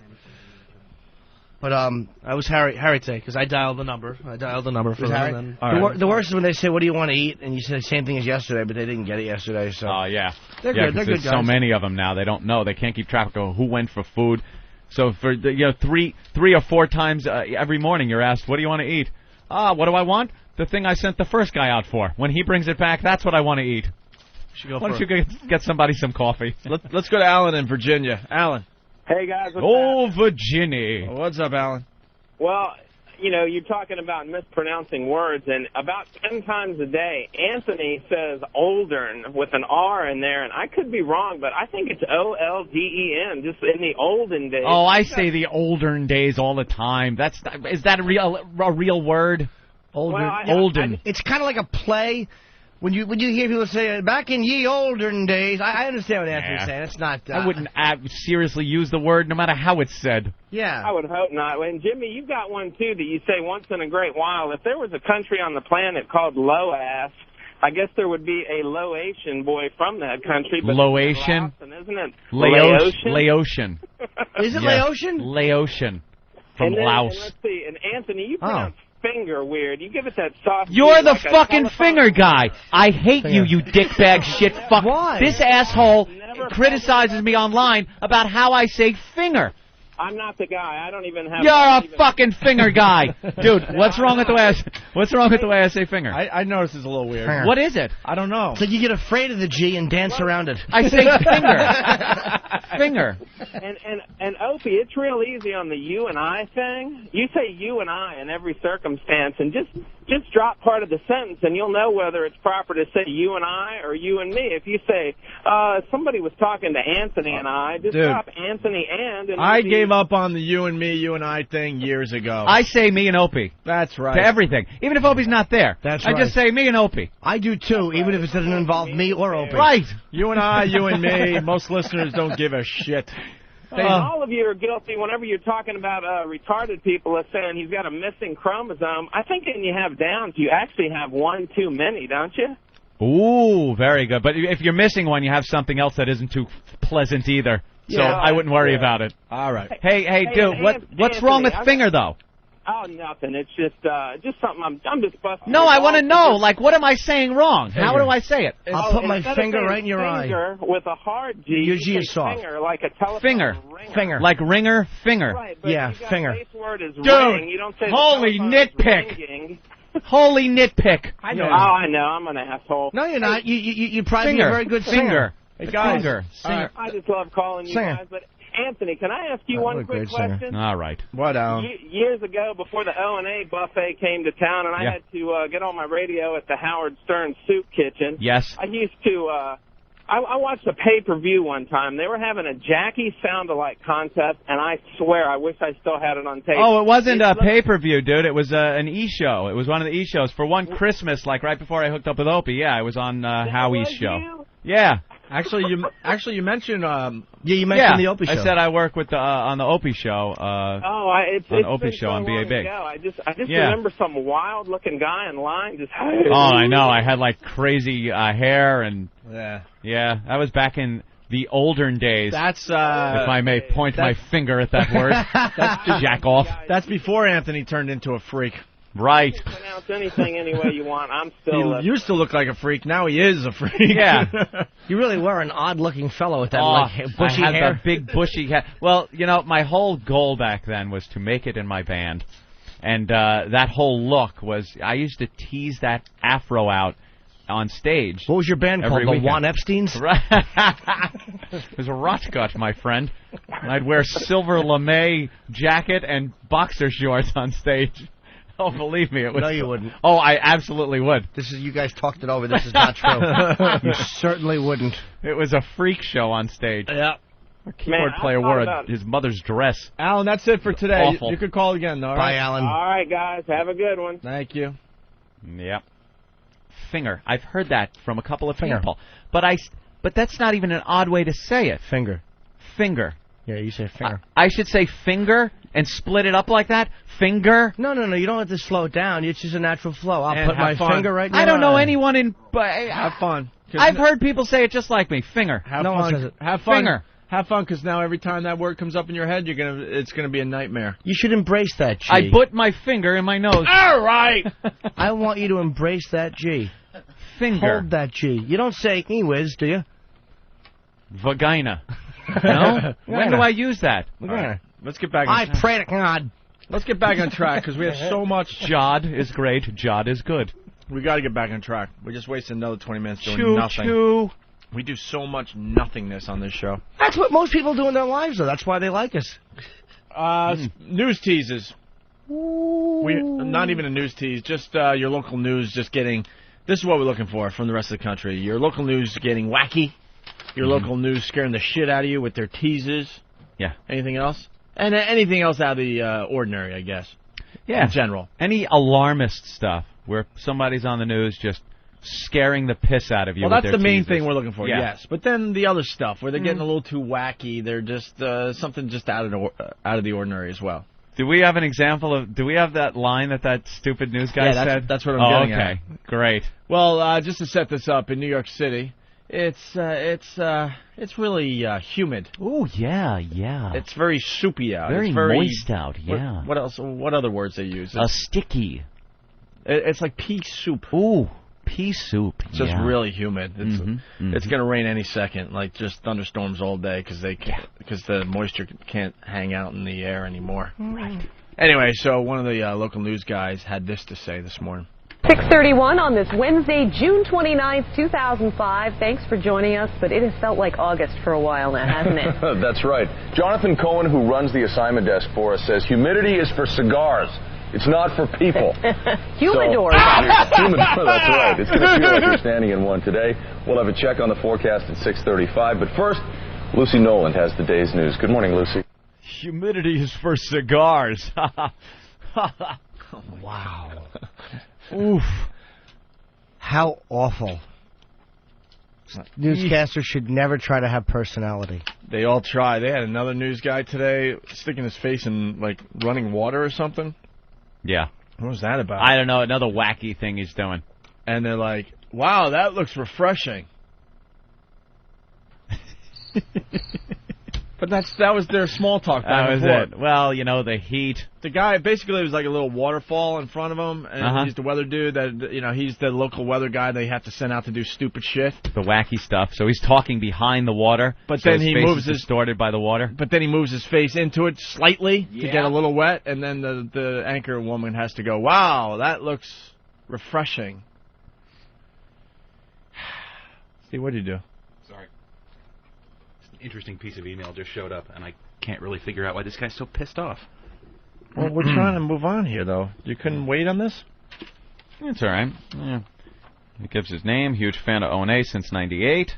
I was in the XM studio a few days after Christmas and happy to meet everyone. Tried calling into the show when I can add to it, but I enjoy listening as well. This morning, my friends and I were listening to the part where you guys called in, where the guy called in and said your car sucks, and used Volkswagen as a better example. When I called in to comment, your douchebag screener yells into the receiver, "We've moved on," and hangs up on me. All of us were sickened that a loyal listener way before your stupid hick listeners on XM, that is the way we were treated. Just to let you know, all of our WOW stickers have been ripped off the cars. I'm not giving O&A any more free publicity. Let the Jew bags buy ads like I have on my radio show. Stop trying to weasel free shit when they're making much more than most people are. What? Since I do a radio show, I'm not going to give negative attention to O&A because they like any attention. However, I can simply turn off from XM radio. No XM, no Opie and Anthony. Soon enough, they won't have to worry about Howie. They won't make it till then. You guys are pieces of shit. Just because Danny hung up on him? What a baby. Yeah, You know, dude, go fuck yourself. What a fucking Good, baby. Leave. This is a perfect opportunity to explain what goes on. Our phones ring nonstop, starting way before the show even starts. Way before.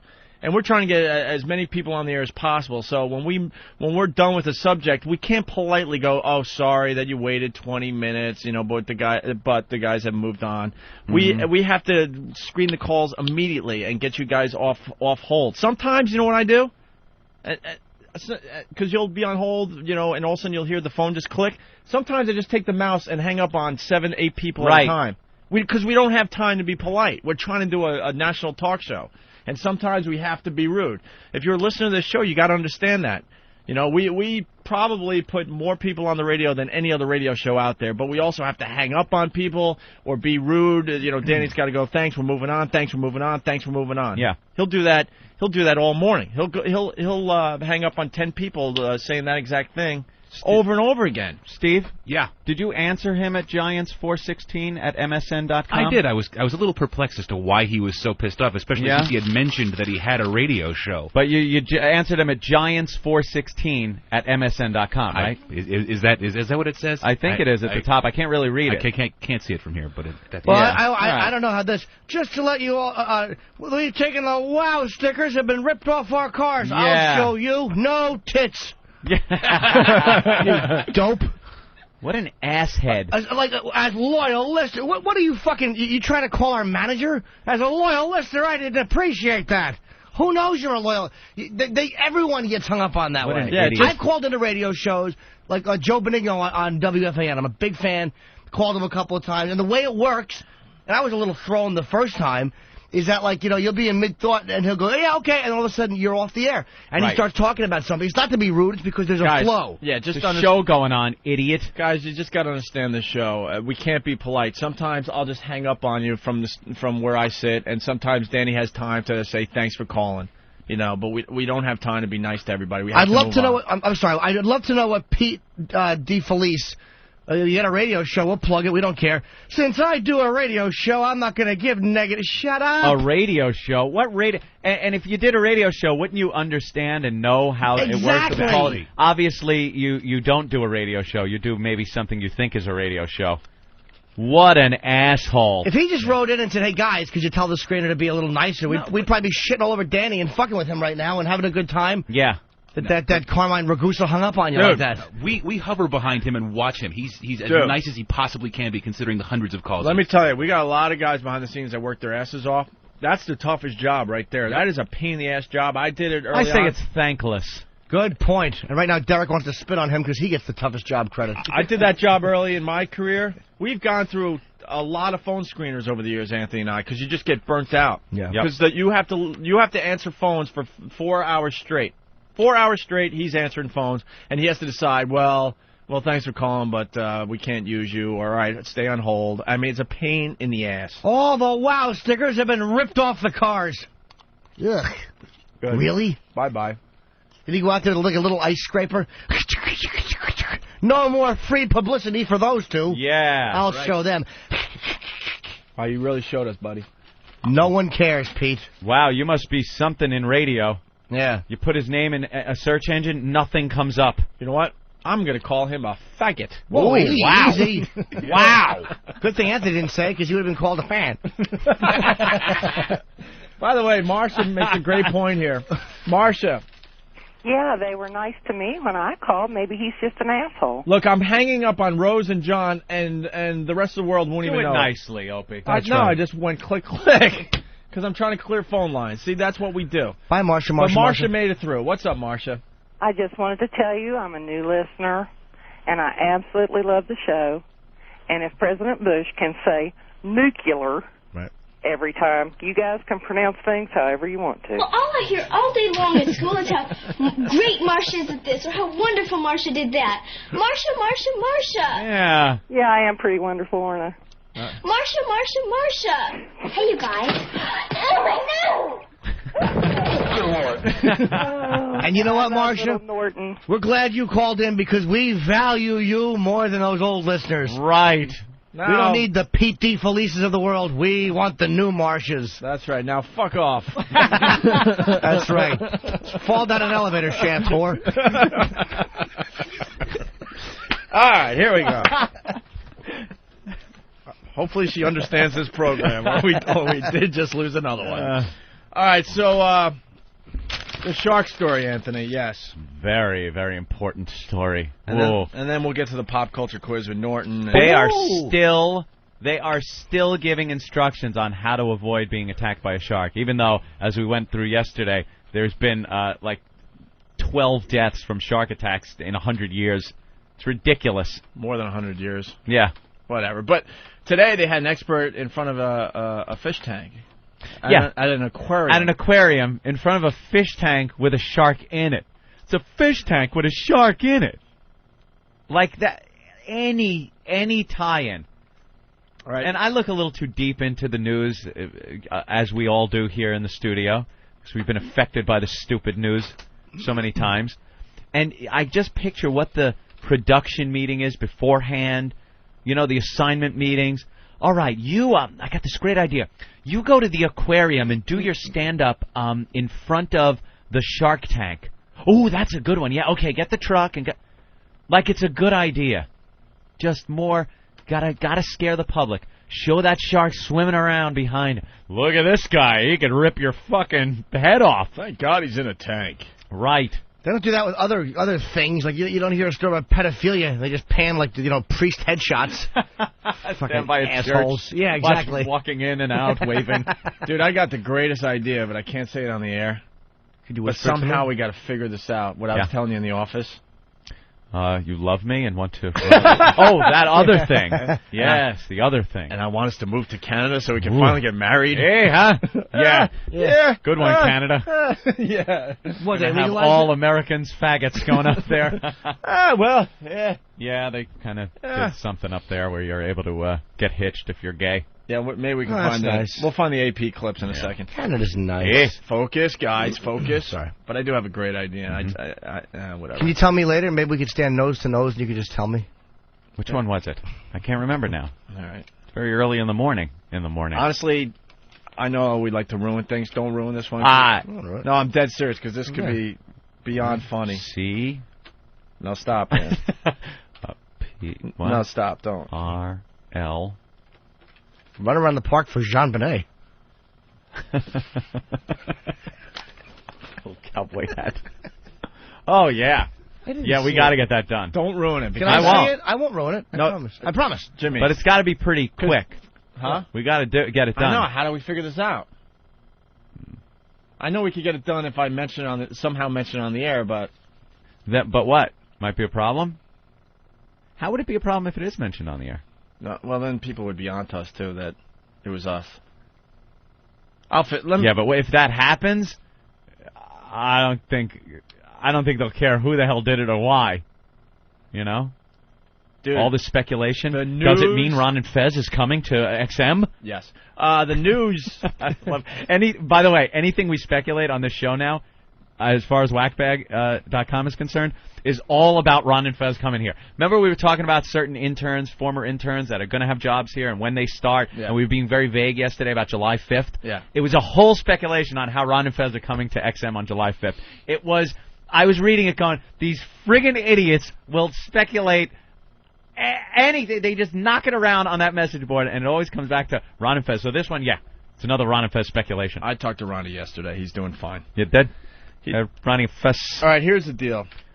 The media would just be all over this. Yeah, this is a catch-22. What do? We could put the word out, or we try to do it on our own. But then, how do you get that? Exactly. We need a prop. It is a prop, but it's a prop, but it's a real thing. It's not a fake version of what we need. We need it. No. It's got to be delivered somewhere. Damn it! I know. We just say what we need, and we have it tomorrow. You think? All right, we got to think about this for a second. A lot of fishermen out there? Shut up. All right. So the shark thing, Anthony. Yes, the shark thing. They found a shark in the New York area, and they exploited the shit out of it over. Of course they did. Last night on the news, and we got some news teases. Shark story's huge. A couple of people, one killed, one injured down there in Florida. So anything they could do to tie it into the local angle, they'll do. So there was a shark found in Queens. The Rockaways or whatever? Yeah. Washed up, right? Oh, well. Would you hear a detailed version of the news? Because if you listen to the teases, it was shark in our area. Right. Dude, they were making it sound... I'll read what it actually was. Yeah. But this is what the news does. And I'm so happy that we're finally exploiting what the news does. And Ed and I talked about this when we were on hiatus and had to sit around for 2 years waiting to do a radio show again. This was a direction we wanted to go in, where we just got a lot of audio clips and just exploited the bullshit that is out there in general. And I'm so glad we're finally getting a chance to do this. Because with our story with the sex at St. Pat's thing, the shit that came out of these people's mouths. Yeah, just lies. Yeah, I understand it was a horrible thing, blah, blah, blah. But they made it so much worse than it really was. And and a light bulb went off in my head like, oh, when we get back, we're going to have some fun with the local news. And other stuff that happens on your damn TV. But anyway, so there was a shark found in the Rockaways here in New York City, and the news had a field day last night. So listen to a couple of these things. We'll play the story, and then I'll tell you exactly what it was, okay? Right. Next, a frightening find right here on a local beach. A shark washes ashore. Is it cause for concern? We talk to a local expert next on the WB11 News at 10. All right, at least he said washes ashore. Like, at least he did. The one I watched last night, they didn't. They just said shark in our area. But listen, is it a reason for concern? If you're afraid of being attacked by a dead animal, it is.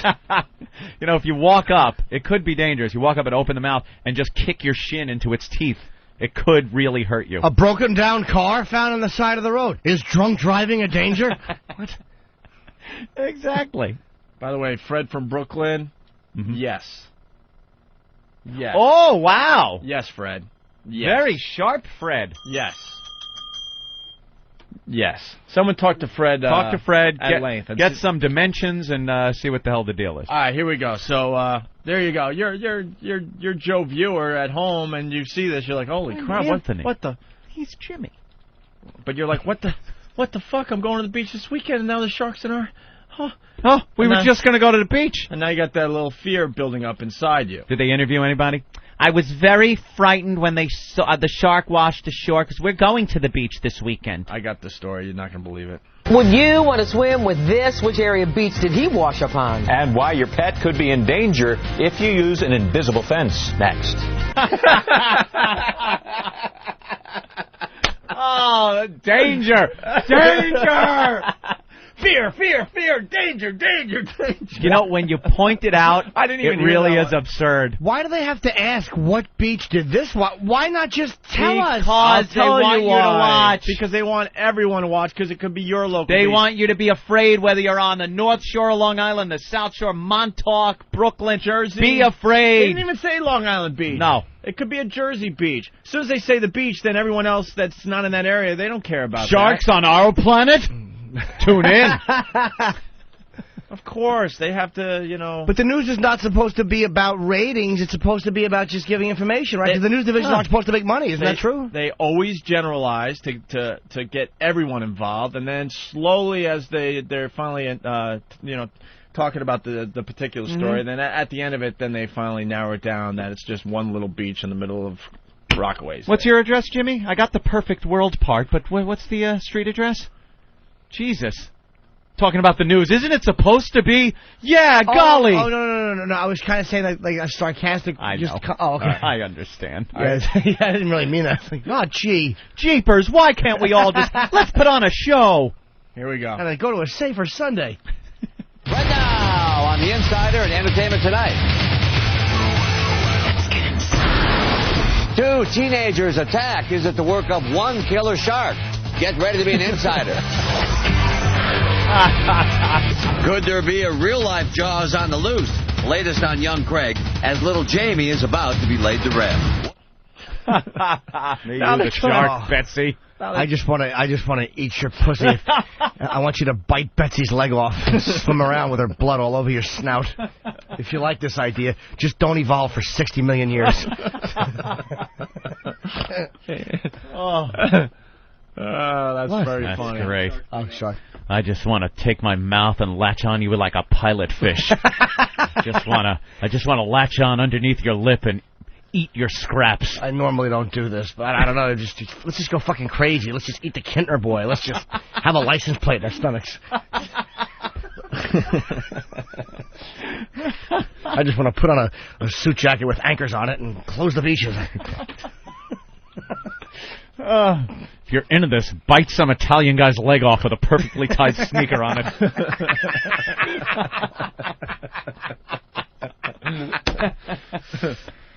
I just want to go fucking crazy. If you like this, just look at me and roll back your eyes as you feed. I'll do drugs. I'll drink to your leg. Come on. Oh, but you gotta act like you're into Robert Shaw. You gotta act like you're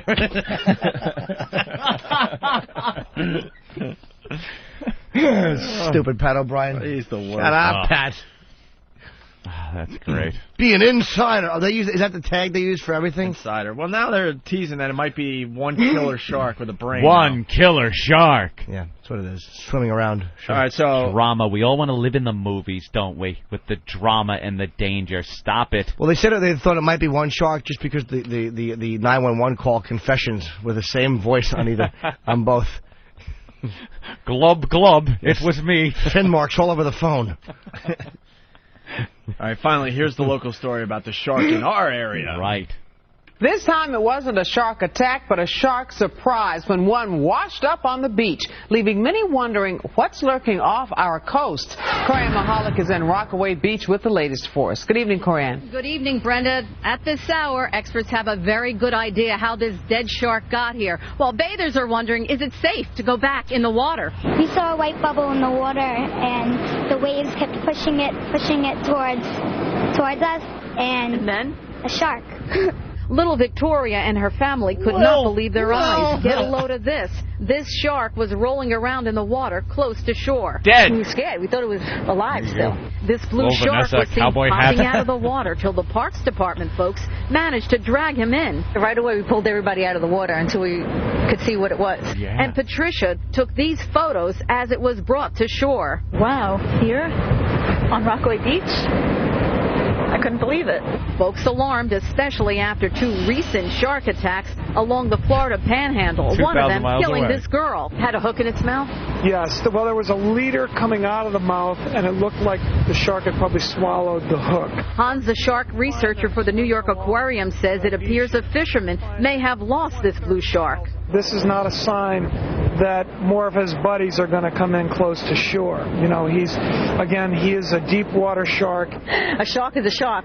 You don't know what it's going to do. What do you think you'll do now? I think we'll hang out and just pretend it never happened. So you'll still go back in the water? Yes. And the shark is now in the hands of the experts for further examination. We're live in Rockaway Beach. Corianne Mahalik, UPN 9 News. Well, the last time I saw a mouth like that, it had a hook in it. See? All right, In it. I'm really pissed off right now. Yeah. Why? That's I got to give them credit. That was a fair report by UPN Channel 9 here in New York. Oh. It's labeled Fox News. The Fox News story is so different than the one we just heard. Where's the Fox News story, Opie? I don't know. Uh-oh. Eric just ran out to hopefully find it. Let's look in the room over there. Look, the arms are being thrown up. Oh, my God. But that was still annoying, though, because just the fact that the little kid went, the white thing bubbled up and floated towards us, and then we realized it was just the old publisher of the Newsday. A threat? We'll get into that. Humvees floating in the water. See, because that version of the story, they basically say it washed up to shore, it had a hook in its mouth, all that fun stuff. Yep. The Fox News story is so drastically different. Didn't acknowledge the hook in the mouth. Nope, didn't acknowledge that it washed up at first. Was dumped by a fisherman. Just the fact the news would talk about this, though, when you realize what happened was some asshole had it on a rod and reel and it fell and it just washed away. Basically what they're saying is, off Long Island they have a lot of these fishing competitions and stuff. Shark fishing and all. And you can even see in the picture that there's like a bait fish hanging out of the shark's mouth. Okay, so basically this fish was caught for maybe some kind of competition, and they're saying it either fell off the boat or the fisherman said, this ain't going to win, and it's dead, and what am I going to do with it, and just threw it overboard. It'd be like finding a lion with a bullet in its head and being worried that lions in our area? That's right. The tire washes up. Are terrorists driving here from across the ocean? Assholes they are. Fearmongers. If I didn't want to fuck Pat Battle so bad, I would never watch the news. You know you're getting a good fuck out of Pat Battle, right? Battle. I want Pat Battle to be nude below the waist and wear her sports coat and then strap one on and rail me. I want Pat Battle to wreck my asshole. Pat Battle goes into battle. Ugh. Fucking Battle. Pat Battle should be executed. What an awful name. Pat Battle. Pat Battle throws a punch like she takes it in the ass.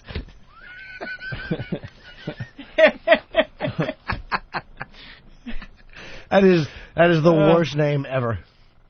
They interviewed this stupid lady on all the newscasts about this shark. Yeah. Here's her quote. Right away, I thought the shark attacks, the Florida thing. I said, oh, my God, they're coming in here now, too.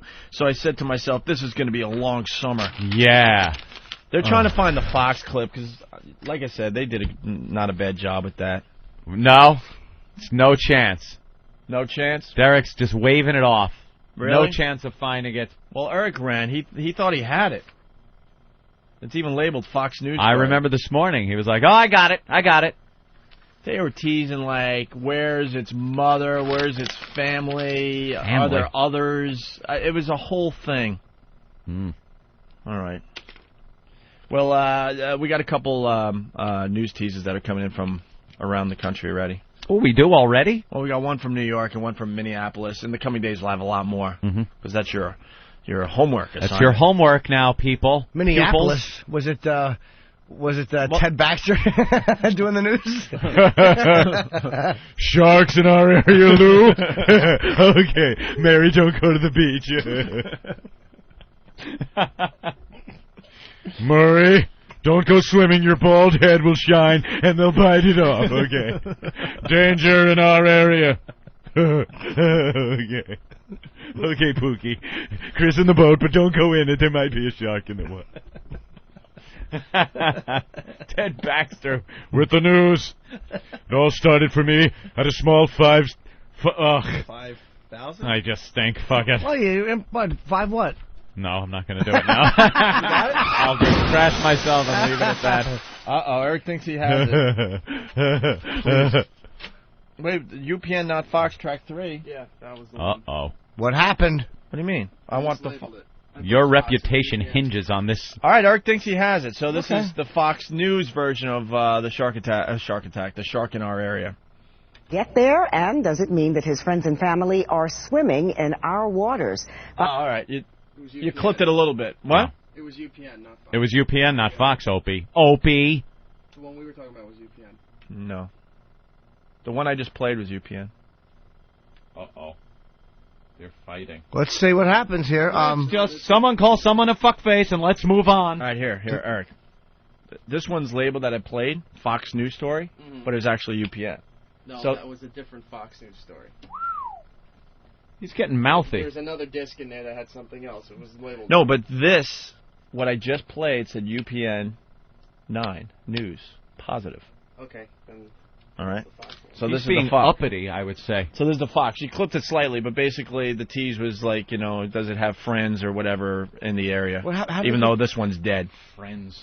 So let's listen in. Get there, and does it mean that his friends and family are Friends and swimming family. in our waters? Fox 5's Andrea Day has the story from Far All right. Rockaway. I hate this reporter, by the way. That was Fox 5. I had it later. Wait. I knew it, but you said UPN. Yeah, he insisted, and I'm like, Eric insisted it was UPN, and the clip says Fox 5 right in it. Why were you insisting? What happened? I labeled it. Shut up! Eric, I've been doing this a really long time. Opie has been doing this since you were not even a speck in Dad's balls. Am I right or wrong, Opie? Look at the glee behind the glass. Look at them all cackling and laughing at you, Eric. Derek and Nameless and Nameless. Derek and a couple of shadow people just laughing. Oh, I sound stupid on a daily basis, but you know what? There's some real intelligence in this brain. I just don't want to show it. I just shun showing it. I have shadow intelligence. That's right. Little glimpses out of the corner of your eye. I give you a little taste every once in a while, and that's all you get. You handled it well, though. I mean, you tried to explain to Eric without pointing the finger. I mean, you did kind of let him know. Oh, the finger. Like I say, finger. Finger. Finger. Here we go. Finger. The wedding singer. She have a great big finger. She's a large shark. This reporter, though, I hate. She's done stuff on us, and she's a tiny little thing she has to be that act tough reporter. Yeah. God, I just wish one person would clock her in the face. A real go-getter. A real go-getter, all tough. Sometimes she wears like a leather coat. Like Lois Lane out there getting the story. That's right. Fucking Superman. Right. Always looking for something. She's the type of reporter that's always looking for something that just flat out is not there, but continues pushing. I find that angle that no one else finds, even if I have to make it up. So, what's her name? I don't know. Pat Battle. No. So here's the deal. Pat Battle has a hemorrhoid like a microphone cover. Just to get everyone back on the same page. Yeah. The shark found in our area that washed up on a beach had a bait fish in its mouth and a hook. No hook. She knew that. Yep. Okay? She knew that it was washed ashore. It had the hook in its mouth. Yeah. All right, that was reported later. Yeah. But this and is how as we hear on this UPN story. Right. But listen how she reports it and gives you the fear. Gives you the fear. Right. Get there, and does it mean that his friends and family are swimming in our waters? Fox 5's Andrea Day has the story from Far Rockaway. I'll get to those questions in just a second, but first, imagine what it was like for people on this beach when they spotted something all the way out there rolling around in the waves. Like, I don't know, it looked like a seal.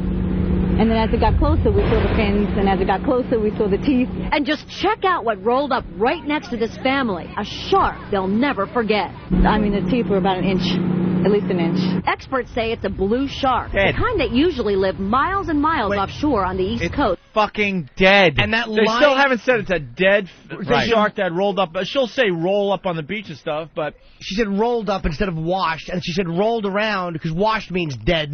Everyone knows washed up means dead. Or rolled bossed. around right next to this family. Its teeth. Oh, fuck. Sorry, I stepped on your. Oh, that is funny. I just gotta improv that.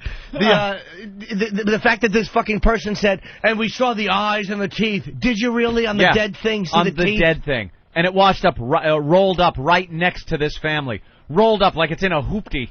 Like it just rolled up in its car. With rap music playing. It was a blue shark. We thought it was a black shark because it started firing out the window at the other shark. And then it drove away. Awful. This woman is trying to make something dangerous out of this. Shark, the kind that usually live miles and miles offshore on the East Coast and swim with a great white. So how did it make... Bring up great white. Tie it in. Swim with great white. What?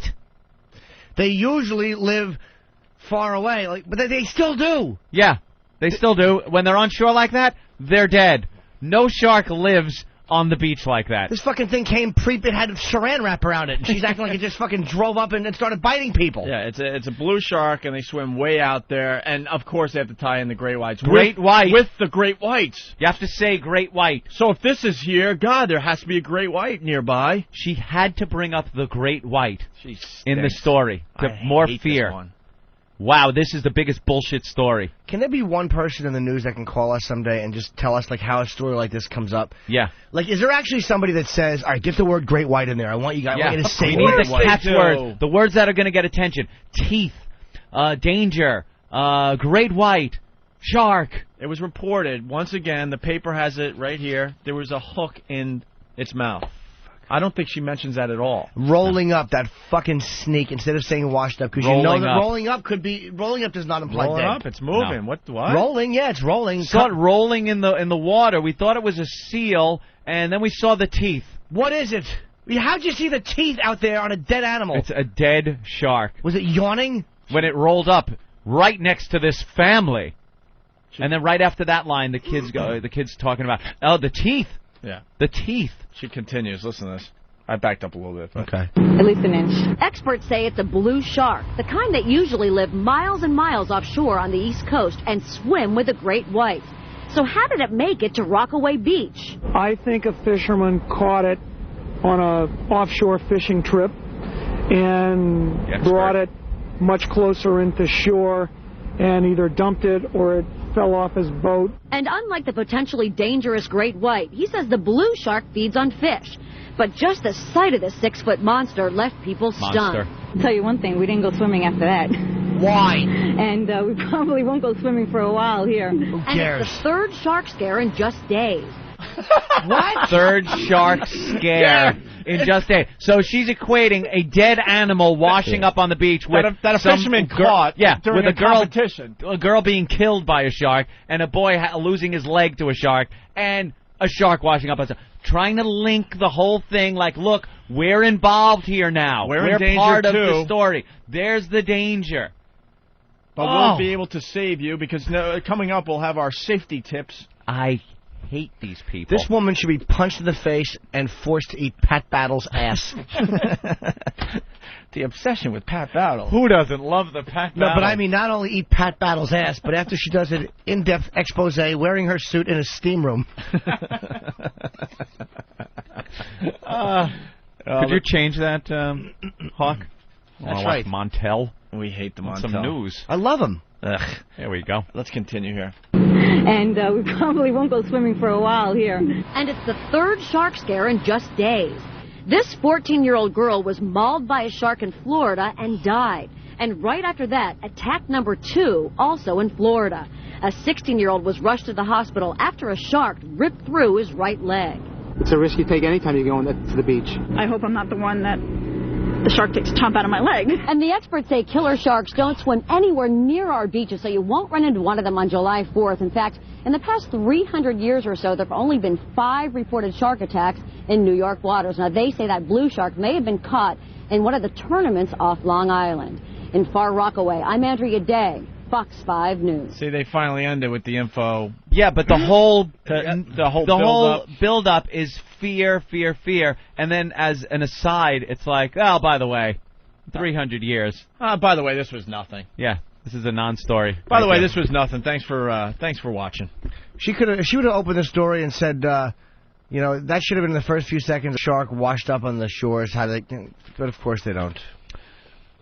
And the blue shark, which swims with the great white. And by the way, great white was playing when hundreds died in a club in Rhode Island. What? How do you...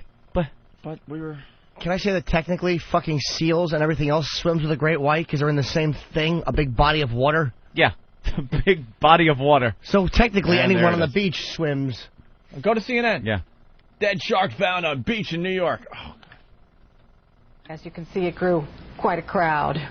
All looking at a big dead fish. Sharks in New York. Quite a crowd. Weird. Did it? Unusual. Yeah, there was that one guy who was supposedly attacked by the shark, but I don't know if they ever really proved that that's what got him. But he had an injury to his arm on the New Jersey shore. Right. It seemed like the thing to claim anyhow, because it's the thing that's going on. So. Oh boy. Well, there's one that washed up, so maybe it was true. Maybe it was true. Yeah. All right. Thank you, Carol. Sure. U.S. military helicopter. It's all about sharks. Shark. They love it. Shark jock. Shark jock. You're shark jock. Shock sharks. They're shocking us with sharks. Sharks. All right, so people are starting to send in their local news teases and stuff, and how they scare us with their fear. Well, here's one from New York, NBC, and then we got one from Minneapolis, and we'll have more in the coming days. Coming up at 11, a safety reminder for every parent after a child falls from a 5th-story apartment window. A deadly flesh-eating bacteria spurs some parents into action at a Bronx school. And some unwelcome news for New Jersey transit commuters at 11. All right. We have a flesh-eating virus. Your kid can fall out a window. And your kid can fall out a window. What's the advice? What's the safety tip? Yeah, and there's something on the subway. On the subway that they're not telling you till later. Right. I think the kid falling out of the window ought to be broadcast in Spanish. For that, because God damn it always seems to be little Emmanuel fell out of the window. Safety tips? How about close the window? Close the window. How about watch your kid? Yeah. How about you tell us the tips now, because my 2-year-old is playing with his blocks right on the windowsill now as I watch. Help me out. Help me out a little bit, please. I want to hear that again. Coming up at 11, a safety reminder for every parent after a child falls from a 5th-story apartment window. A deadly flesh-eating bacteria spurs some parents into action at a Bronx school. And some unwelcome news for New Jersey transit commuters at 11. Falling children, how can they affect you if you're walking to work? The same that they just did, though? The things that will attract the viewers. Kid danger, work problem. Right. It's amazing, because the commuter, we all commute or whatever. Their whole lives, their children and their jobs. And that pretty much took care of it all. When there's no major news to report. I gotta watch. Watch that. I'm a commuter, hon. You sure are. I have kids and windows. But we want to go to see Batman. Well, we can't. We got to see what this danger is. But this is danger. Kinds of danger we got to. All right, we got the first one coming from out of state, Anthony. Some news station in Minneapolis, WFTC. A major backup is filling homes with human waste. How could it happen? And could it happen to your house? Plus, will it cover the 10 o'clock news, UPN 29, next. Wait, what was that? Human waste. It said something is backing up and filling homes with human waste. Could it happen to you? Could it happen yes, to you? And it does every time I put the news on. Wait, human waste is backing up? Into a house? You got to play that again. Is it into one house? I don't know. A major backup is filling homes with human waste. How could it happen? And could it happen to your house? Plus, will it cover the 10 o'clock news, UPN 29, next. They said killing? No. No. It's filling. Filling. Oh, filling, okay. Yeah. Why would human waste be killing? That's what I was wondering. Like it's organizing and unionizing? We're tired of being treated like, well, you know. We don't like the S word. Don't call us the S word. Well, this is an ongoing bit, so... I like this one. I can't wait to hear more from the listeners from all over the country. Send them in from your town. That's right. That's right. All right. Human waste. Filling someone's home. Can it happen to you? And if so, how much cash will you have to hand her? Speaking of human waste, where's that really crazy story before we go to break? Here it is. Thank you, Eric. Ooh. Looks like somebody has rebounded from that UPN debacle. Eric does a great job every day. He really does. Oh, well, hold on. Young Timothy Huttonhair is pointing. What happened, Derek? Boy, Derek, I've never seen that young strapping buck jump up so fast. That idea came from in here, just to let you know. What idea? About segueing into that next story. Oh, all right, so I apologize. Eric? Wow. And they're all laughing. No, but I gave you credit. I thought you rebounded from your UPN failure. But I wasn't going to interrupt and say, oh, yeah, Derek pointed that out while you were talking. That's, in fairness to Stupid, he didn't interrupt. There's a whole competition going on behind the scenes. And it's fantastic to watch. Just the way fucking young lawyer from a Grisham novel jumped up. That was from this fucking part of the room. That was from this part of the organization. Oh, it's funny. We secretly hate that guy in there. There are just different worlds on either side of that glass, man. Oh, boy, they really...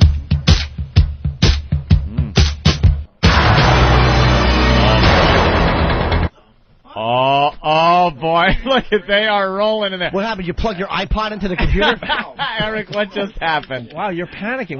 He is panicking. I wasn't even touching it, and Dillette just started playing stuff. No, stop it. I swear, the gas, I hit the brake and the car lunged ahead. How did it happen? I killed 50 people on a pier. Why was I driving on the pier? I wasn't. The car went left. Where? And the gas pedal. I hit the brake and the gas went. Where? Eric, you hit something. Yes, you did. Eric, I didn't hit three files at the same time. You hit something. What is it, thinking for itself? Have to play tic-tac-toe so it will learn. Shut up, stupid. You panicked. Hello, Dillette? I'll play what I want, Eric. I'll just play whatever I want, Eric. Don't turn me off, Eric. Wow, Hawk. That was a panic of cataclysmic proportions. What was the song, though, playing? I mean, that's the type of panic that in the Army kills people. Yeah. That's a friendly fire panic. Or in NASA, it blows a ship up. Here, you just get your ears blown out a little bit and a room full of laughter on the other side of the glass. And to answer your question, what was playing was the pedophilia anthem. Was that it? Rock and Roll Part 2. Rock and Roll Part 2 by Gary Glitter. It looks like a zoo back there, like they're all caged in glass, and the name of that display is Really Happy White Guys. Yep. Are they happy? Pleased as punch. All right, clear the phone lines. No more Shark Talk. No more news talk for now. Oh, mother! But I had a good. I'm ripping my wild stickers off my car. And Danny, don't you dare thank one of these fucking old listener scumbags for calling in. It's the new people we care about. That's right. It's all about the truckers and the stupid people from Alabama. That's right. All right. We don't need the Pete D. Felices. Right. What is this story, Anthony? This is a cute story. This is a real go-getter. A man is facing charges after police say they pulled him from a tank under a woman's toilet that was filled with human waste. Wait a minute. Does Jimmy have his paper? Oh, is it mixed in with my pile here? I'm sorry. I just trying to follow along. That's okay, because sometimes you just get scared. No, you know what it is? When Anthony's reading and I see you looking down, I get shy. Right. You want to read along. Because I'm afraid to ask. So apparently this guy was in a portable John. Is he a portable perv, obviously? Toilet. No, he's an inspector. No, that's the best place to conduct business. Looking for colon cancer. This guy's dedicated to his perversion. What a classic. Eagerly awaiting the arrival of Pat Battle. Teenage, they'll make her stand down there. But I don't want to. This is a new pantsuit. Stand down there, you reporter.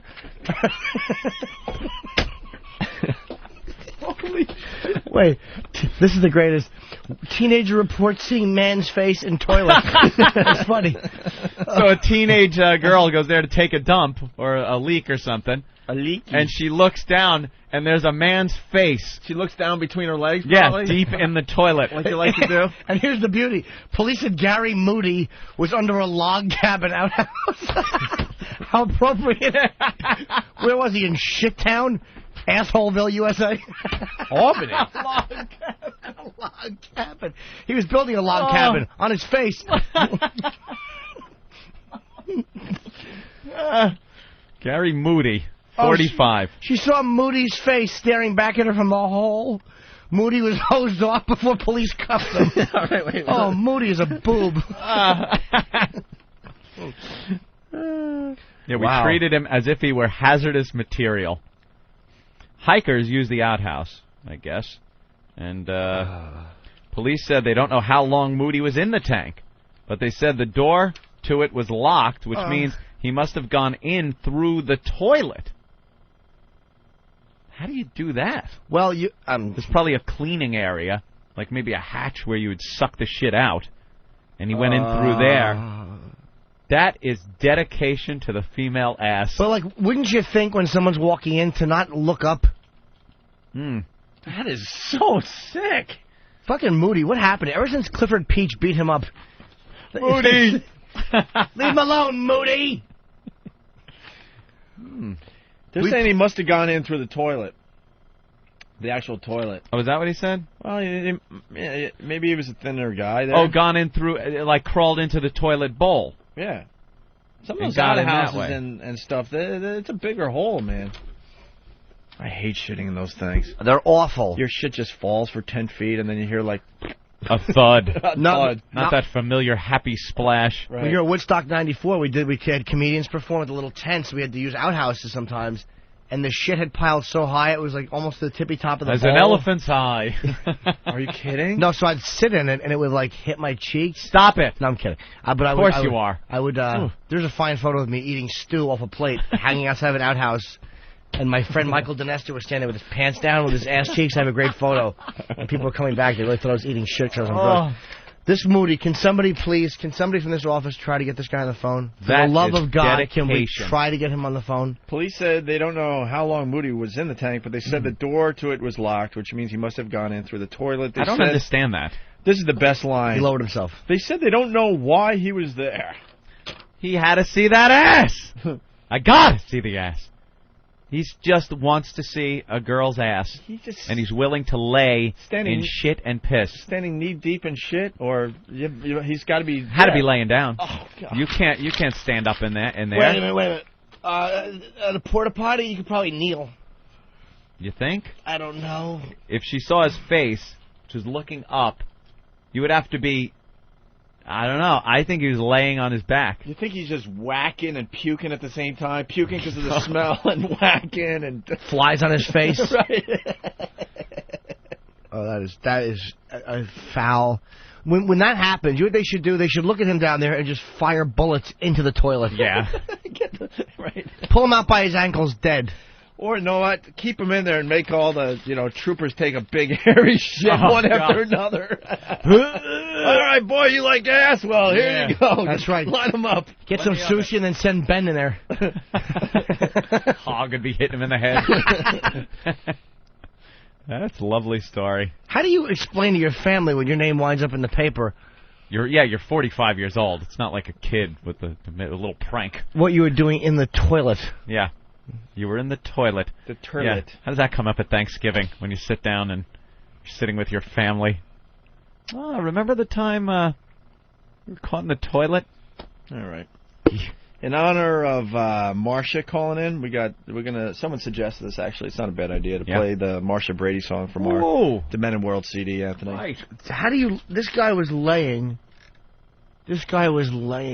Oh, you know what? It was a woman's toilet, too, so it must have been like was it a rest area or something? No, in a log cabin. It wasn't like it could be a men's room or a woman's room. It was a... Hikers use it, yes. Hikers, so it's probably a ladies' room. It's out there on the trail. Awful berry hiker dump. Ooh, just berry granola and water filled with twigs. Dude, we might have a connection on. All right. Yeah. We found his number. Really? Give the man a call. All right, we're working Give on that. old shitface a call. We're working on that. Okay, Marsha Brady. Mm-hmm. Anthony's obsession growing up. Of course, whose wasn't? He at that age. He put it to words. Yes. Well, all I hear all day long at school is how great Marsha is at this, or how wonderful Marsha did that. Marsha, Marsha, Marsha. Marsha, Marsha, Marsha, Marsha. Looking at the screen, what does this feeling mean? I got the shiver way down deep in my loins. A blonde-haired beauty, and who ain't she a cutie? The best in every club that she joins. She teases all the fellas, her little sister's jealous. Goddess from her head to her toes. Well, she wears a groovy skirt with a flowered print shirt. She's turning heads wherever she goes. And oh, the things she does to me. I got my very first photo watching Marsha Brady on a black and white scene of TV. Marsha, Marsha, Marsha. Golly gee. I got my very first photo watching Marsha Brady on a black and white scene of TV. Marsha, Marsha, Marsha. Golly gee. Billboard Junior High, her sparkling blue eyes, a smile anyone to die for. Well, I almost shot my load at the Hawaiian episode, but mommy started knocking on my door. She's sweeter than a peach in her bikini on the beach. The other girls couldn't compare. Yeah, and what a piece of ass when she took that hula class. Her skirt so short I think I saw her hair. And oh, the things she does to me. You're in her virginity.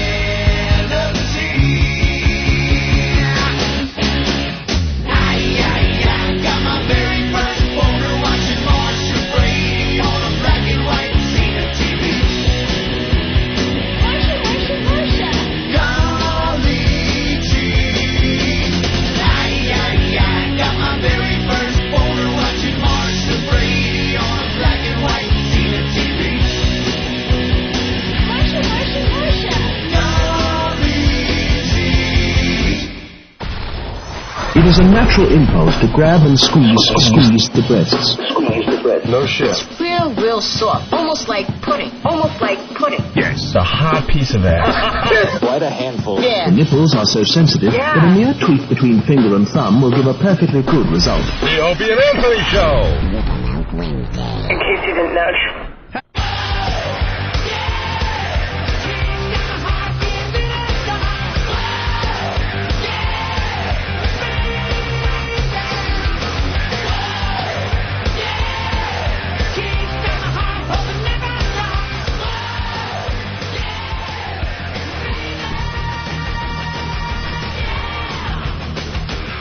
All right, we're back on this fine Whip 'em Out Wednesday. Wow. Get your wow stickers. Wow. Send in a self-addressed stamped envelope. The address is up on opieandanthony.com. This works like a charm to all the new listeners out there. You get wow in your car, whether you make a homemade wow sign or get the official wow bumper sticker. Throw it on your ride. Mm-hmm. And there are plenty of women across America that are willing to flash you if they see that wow. Right. All right? Exactly. Oh, this guy really bugs me. This interchange between Steve and this Pete DeFelice. Oh, what is he writing back? Steve wrote him, a response, why are you so pissed off? And he writes back... Basically, in case you didn't hear the show earlier, it's fine. There's a guy that really pissed off because we didn't get to his call and we were rude. Yeah, fan of the show, he says. Big fan. And because he was hung up on, because one of the guy screening our calls says, we're moving on. Click, and hangs up. That's the way it works. We get too many phone calls to have a nice little conversation and talk you down from the fact that you didn't make it on the air. And he was upset, and instead of just dealing with it, he says he ripped the WOW stickers off his car, not listening to us, fuck us.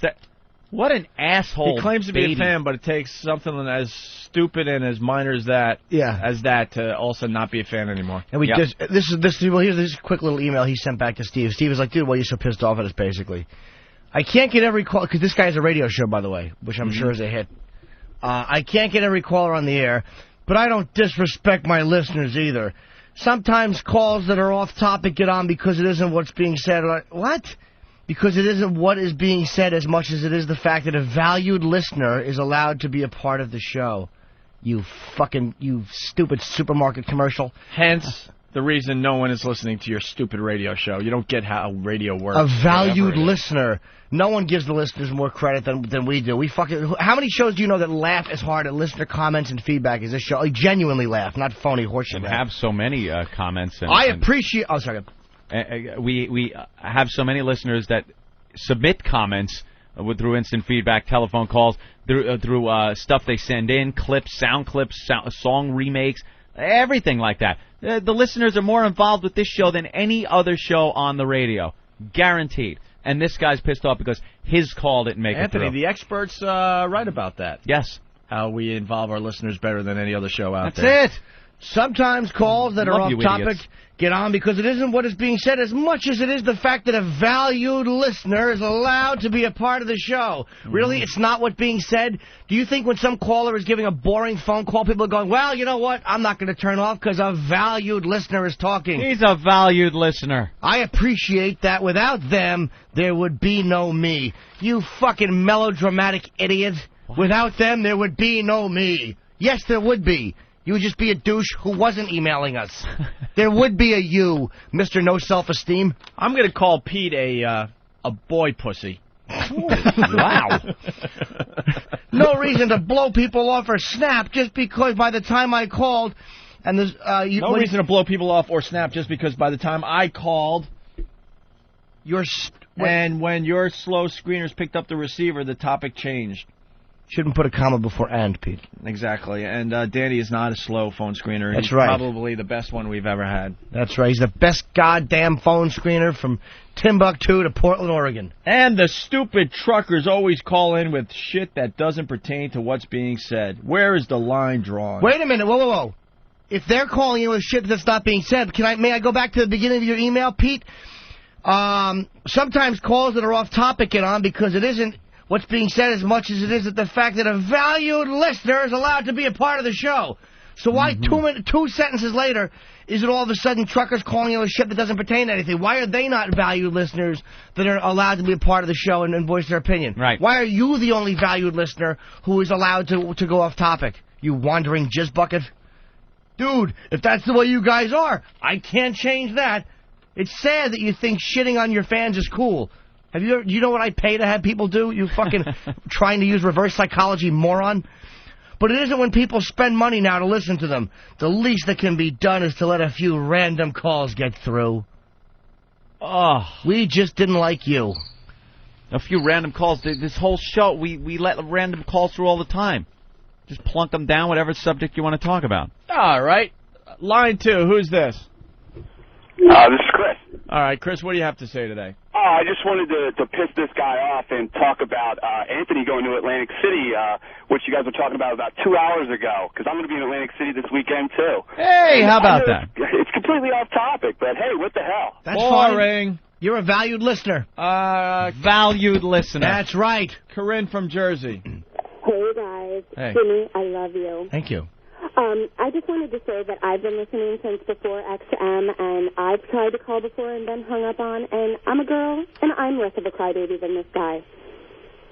Well, his name is Pete D. Felice. I don't know what his radio show is. Pete, you want to call back and let us know? We don't know what it is. Steve will email him. Let's find out what kind of radio show he does. I'm sure it's good. Jim in Philly, what's up? Your screener is awful. He's hung up on me about 50 million times. I can remember times when he's fucking cursed at me. Anthony. People never want to take the blame. They never want to think, perhaps I was hung up on because I had a shitty subject. I couldn't deliver the subject properly. They always think it's the screener's fault. Once again, we cannot be polite. No. We have to move forward all the time. And it's not even about the radio show. It's about the fact that people in this room are fancy and important. You're not. If you need to be cuddled because we're not going to go to your call, then this is not the show for you. That's right. We have to move on. We hang up on people all morning long because we have no choice. Deal with it. We have to get to certain calls and stuff. I did Google his name. What did it come up with, that? Nothing. Oh. Nothing at all. Is that a real radio show? If you just talk in your basement and then listen to yourself later? You can't be on the radio. It's probably a podcaster. If no one's listening to your show. We have a clip of his show? Mom! I'm not alone. I have to do this now. Mom, please stop calling me. You got me. And I was like, oh. Well, we got a nude man in a ski mask in the Hamptons. Ooh. Hampton sex fiend. Sex fiend. This guy is sick on so many levels. Yesterday's attack on a 61-year-old woman. 61. Jesus. Walking the beach outside the Maidstone Club led police to scour the area with canine dogs. The would-be rapist was chased off by a good Samaritan. The problem is the guy is a nude man in a ski mask. And he's running naked, up to, just wearing a ski mask. Running up to old ladies, attempting to rape them. Whoa. A naked maniac wearing only a ski mask tried to rape a 61-year-old woman yesterday. Naked man. You just picture the guy with his arms waving, his junk flapping around. 61-year-old woman yesterday as she took a morning walk along a beach in front of one of the most exclusive country clubs in the Hamptons. One of those nice walks that you see in, like, pharmaceutical commercials.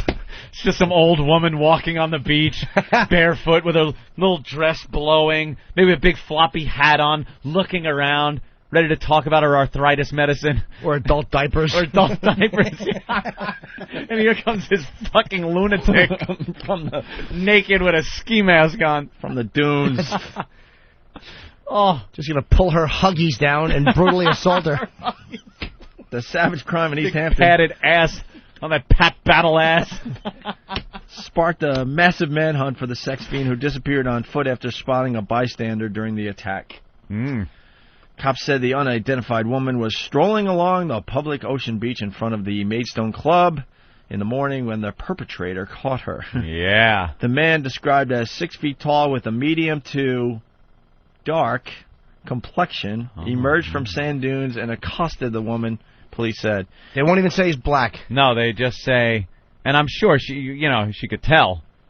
They could probably just tell by the footprints if there's something that looks like a T-Rex tail was dragging between the footprints.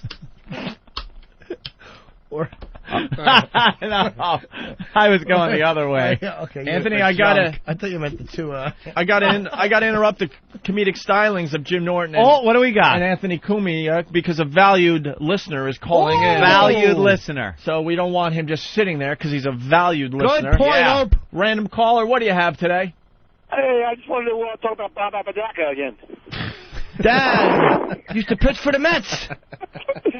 Actually, you made me laugh like crazy for a couple of days just bringing that name up the other day. Just wanted to call back on that, guys. Have a great one. Punch it out. You're a valued listener, sir. Thanks for tuning in. Thank you, valued listener. Wow. All right. And Danny, thank him. And thank them for calling when they call in. Right.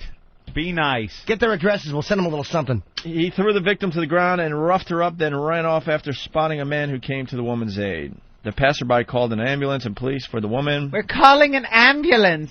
She was treated for minor injuries and released. You're kidding. I was almost raped on the beach by a darky. Where? The Hamptons. You're kidding me. Oh, God love him. The lunatic with his junk. It was so big. I was just talking to it.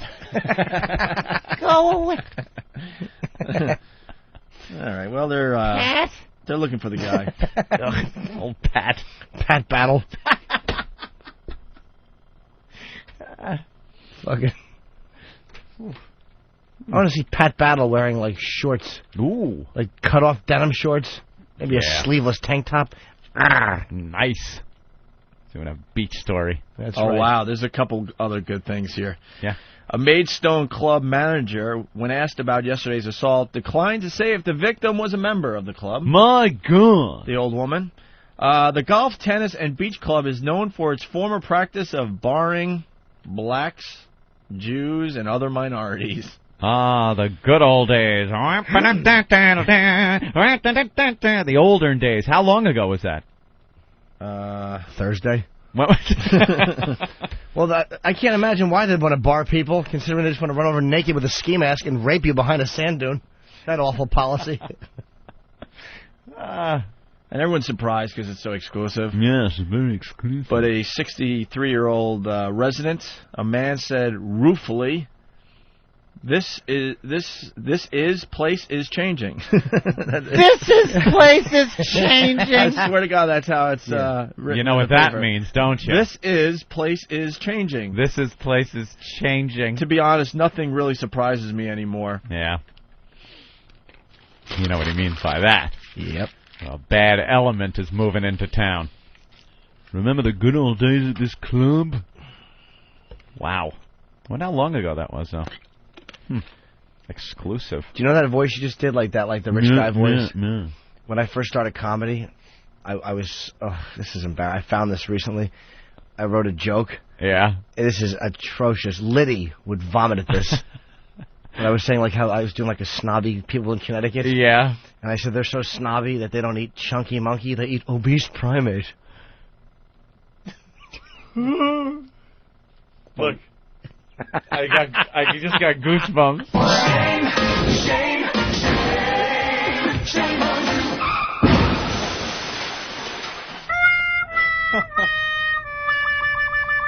Wow.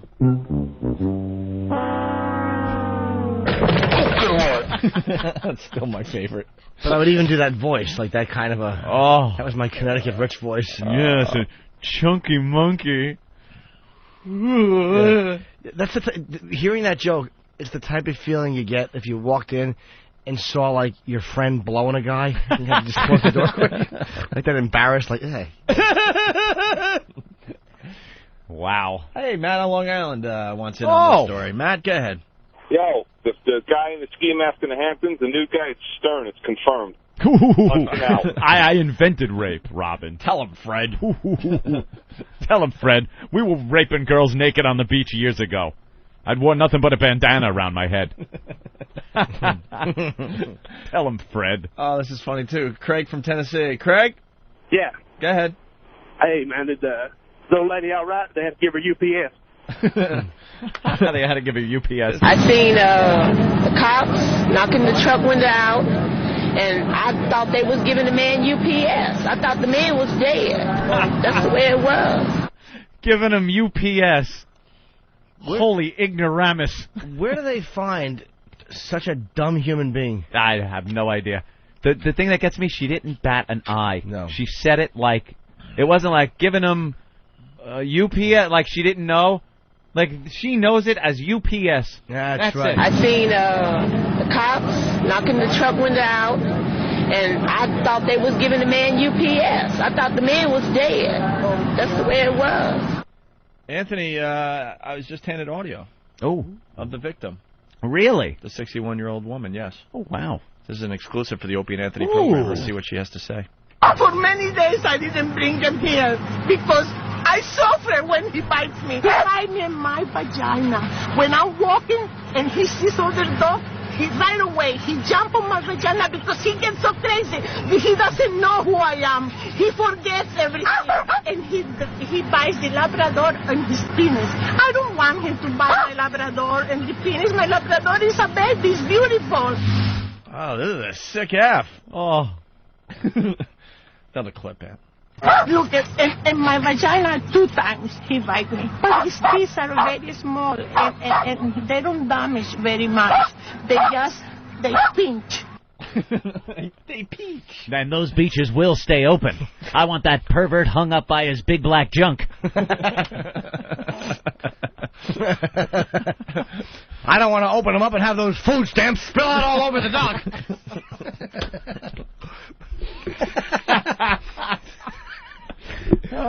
Very good. Wait for the news to get a hold of this one. Gonna need a bigger condom. Is there a nude rapist running around in your neighborhood? Could everywhere but Utah, could this happen to you? Pete DeFelice was a jock on the Montclair College station, WMSC. You college radio guys, you know, it's cute and all, but you really have to separate yourself from real radio. You're not in radio yet. You're not in radio yet. You're learning to do radio. Someday you may advance and do radio. College radio, not real radio. Sorry. You're in school. Like gets a few calls, maybe has 4 or 5 people calling. It's like if you're going to school to become an accountant. You're in math class. You're not an accountant yet. You're just in math class. That's right. You're in radio class. That's all. Stop it. These college radio guys calling up, well, I do a radio show. No, you don't. You're in a classroom. You're in a goddamn classroom. And let me show you how different it is. Yeah. One day I'll get brave enough to bring in some of my college radio shows. Please. Please bring those in. Oh, my God. I have to. Do we need special earphones, or is it like a dog whistle where you can't quite hear your high voice? This guy thinks he's doing what we're doing well. I'm one of the guys doing this show, and I'll show you what I was doing in college radio. Please bring it in. And it's a lot different. You broadcast on walkie-talkie band to the dorm. Stop it. Dude, there's nothing that you're doing in college radio that's more humiliating than obese primate. Please bring that in. Please bring that in. Primate. All right, I'll bring it in. It is god-awful. I do a radio show. I will, I'll have to crawl. You know what? I might have to, move the microphone under the console. I don't even think I'd be able to look at you guys. It is kind of weird, though, when you have something play. Like, I've had old stuff play when people are trashed you. It's like, ugh. Yeah. It's embarrassing on a really weird level. Dude, we started playing our first show at WBAB, Anthony and I's first show that we did together, and we only made it 2 minutes so far. And that was not that bad, man. That really wasn't that bad. It was horrific. No, it wasn't. I loved your little... I like Chipper Anthony. Shut up. The Opie and Chip show. Chipper. Yeah. Oh, I know. Stop it. But it wasn't even that bad. I mean, you were just happy to be on the air. Wait for my chunky monkey line. Shut up, chunky monkey. It's all Opie's primate. Primate. This guy. In my radio show, stop it. You have to be cordial to your listeners. They sit next to you in poli-sci. Guy's a jackass. You don't do a radio show. I know you're on a great rant, Anthony, but a valued listener. Oh, please. Valued listener coming on. Let's take lessons from college radio people. And he's calling from Mecca, better known as Utah. John. Yeah, I'm a valued listener. I just wanted to say I like toast. Punching out. Do you like it dark or light? I was asking him a pertinent question. Thank God we got to that valued listener. Trying to make something of that call. It's not so much what's being said as much as it is that a valued listener is brought to the radio program. Right, because the listeners aren't going, wow, that guy's call sucked. It's just about him liking toast. It's the listeners going, you know, that's really nice of them that they let this guy through, and I hope they treat all their callers like this. I'll bet one listener is beeping and another listener in another vehicle going... Look, the CPR guy just dropped off some boxes here. That's good, Ant. FedEx. I like how you tied that all in. Oh, thank you. Really, I do that. It's brilliant. Tom, the trucker, what's up? Tom. You got? Yeah. Tom? Yeah, this is Kyle. Oh, hi, Kyle. Hi, Kyle. Our rude phone screener. I got a message for this Pete asshole. If you have such a problem with truckers, how about I come up to Montclair and kick his ass right after I take an IQ test and kick his ass in that, punching out. That's right, all you dumb truckers. We love the truckers. All you dumb truckers. That's what he was saying.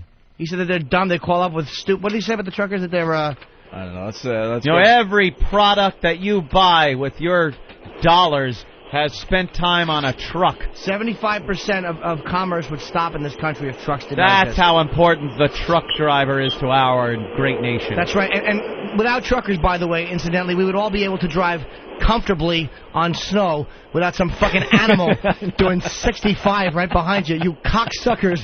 Could you understand that we're terrified in the shitty weather? Please? God, you make a great point, man. Nothing but that grill with that bulldog staring you in the face in the rearview mirror. Those fuckers barreling down on you. You're in pea soup. You can't see shit in front of you. Sorry, we don't all have 80 tons fucking gluing us to the ground. Shitheads. They are fearless, these guys. They will drive by. You know, you drive by a truck. You don't want to drive. You don't want to hydroplane and slide into them. These fucking animals. There's a truck on my right. I'm in the left lane, and a guy is right behind me. So I have to speed up and go past the truck. I know I'm in a hydroplane and die. Could you have some mercy, you fucks? I love when they're an inch from the back of your bumper. Dude, I was coming home the other night. I'm driving. It was perfect weather, and I got the trucker on the right where the trailer is swaying. It's probably an empty trailer. I guarantee they fuck with us on purpose. On purpose, because cars cut them off and treat them awful. But boy, when the inclement weather comes, it's payback time for anyone. They're on their CB radios with each other. Look what I'm going to do to this asshole. Here's a move that I can't stand what the truckers doing. This happened to me driving back from, I can't remember where it was. Maybe Montclair? Cleveland. Yeah, Montclair. Maybe it was Cleveland. There was a huge traffic jam because of some accident or whatever the hell it was. So traffic's backed up to the point where it's just stopping. It's stopped. I cannot be bothered. I will drive on any part of the road to get past the traffic jam. I am taking the chance that there's going to be an officer somewhere seeing me make these illegal moves and pull me over. That's the chance I take. So I get on the shoulder. Now, I'm not talking the right shoulder. I'm talking the left shoulder of the road. And I'm buzzing past all the traffic, just waiting to get up as far as I can. The trucks will pull into the non-lane, the shoulder, to stop me from going around them. And I say... No, now let me tell you something. Because I hate when people do that. Hold the phone. Let me tell you something. If there's a line of cars doing that, that's bad. And because when you finally do get to the jam, all these cars got to come in, and it hurts traffic. I was the only guy doing this because it's one of those moves where you're driving over gravel, glass. You have to cut in and drive on grass because sometimes the shoulder disappears. It's really a stunt drive. So you want all the guys that were stuck in that traffic jam to sympathize with you. No, not sympathize, but leave me the fuck alone and let me do what I'm going to do. If I get pulled over, that's my problem.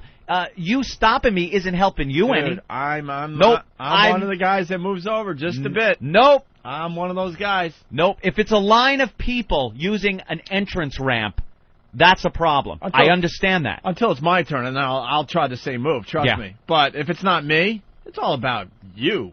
It is really all about you, douchebag. So if it's someone else trying to do that move, I'll just fade over to the left a little bit. I actually got to side with the truckers on that one. Nope. I have to. Get out of my way. I'm taking the chance. I'm risking the ticket here. Well, you know what it is? That I think if there was a way for you to go around the accident, this is my logic. If there was a way to go around the accident where you would never have to merge back into traffic, they probably wouldn't care. But the bottom line is, if a bunch of people do that, then traffic just gets fucked up worse. No, you know what I do also? When I go to cut in, I don't stop and wait and look. It's a very timed out thing. Yeah, of course. I'll wait until traffic starts moving a little and some idiot isn't right on the gas pedal and leaves an opening. And I dart right in there, and I don't interrupt with anyone's traffic. And again, it's not a line of cars that are doing this. It's me. And anyone else who wants to take the chance of fucking up their vehicle or getting a ticket or driving off a bridge because the shoulder is, it disappears at the bridge. And if you want to do that, fine. Why cut in my way? And by the way, the truck did this. He pulled into the lane. I went on the grass and went around him anyway and flipped him the bird as I went by. Go fuck yourself. I'm getting past this. You could sit in this traffic jam. I got to side with Jerry Reed and the boys on this one. That's right. Let's go to Joe the trucker. Joe? About 2 hours ahead of schedule. Yeah, hold on the ass, Fred. Joe? Yeah, hi guys. How you doing? Good. Hey, I just want to say a big fuck you to all these self-involved pricks who think your fucking show is all about them. You're out here to shit on people, and that's what makes you guys so fucking great, and that's the reason I listen.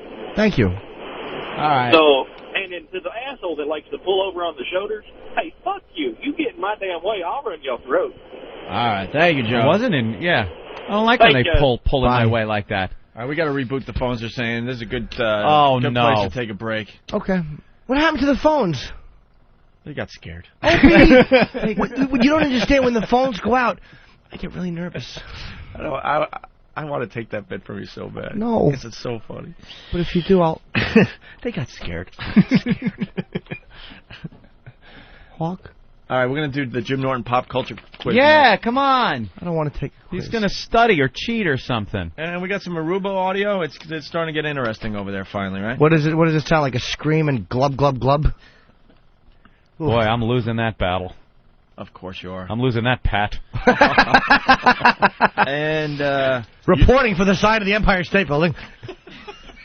And you're not going to believe what type of cosmetic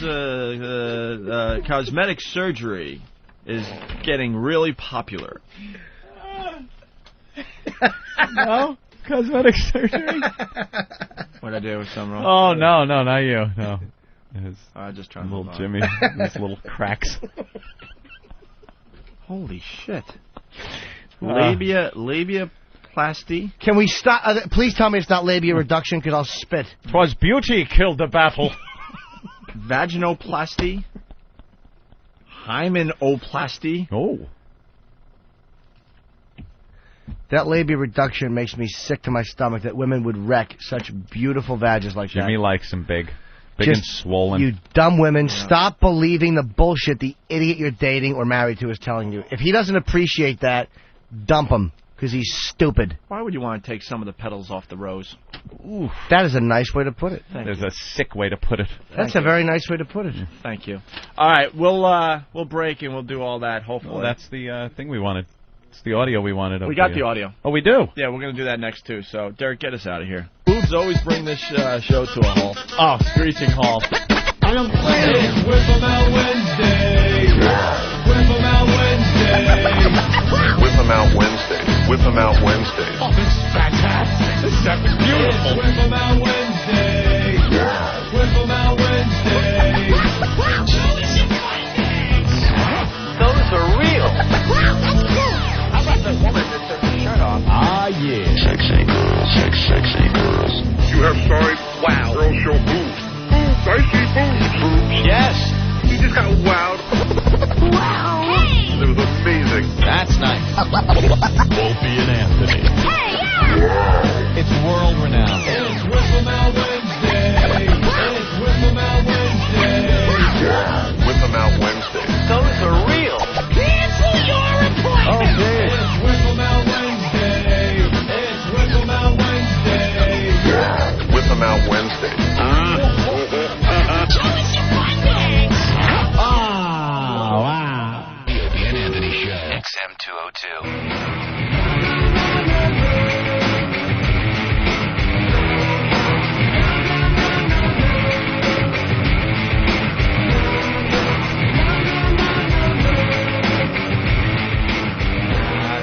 Let's go to John the Trucker.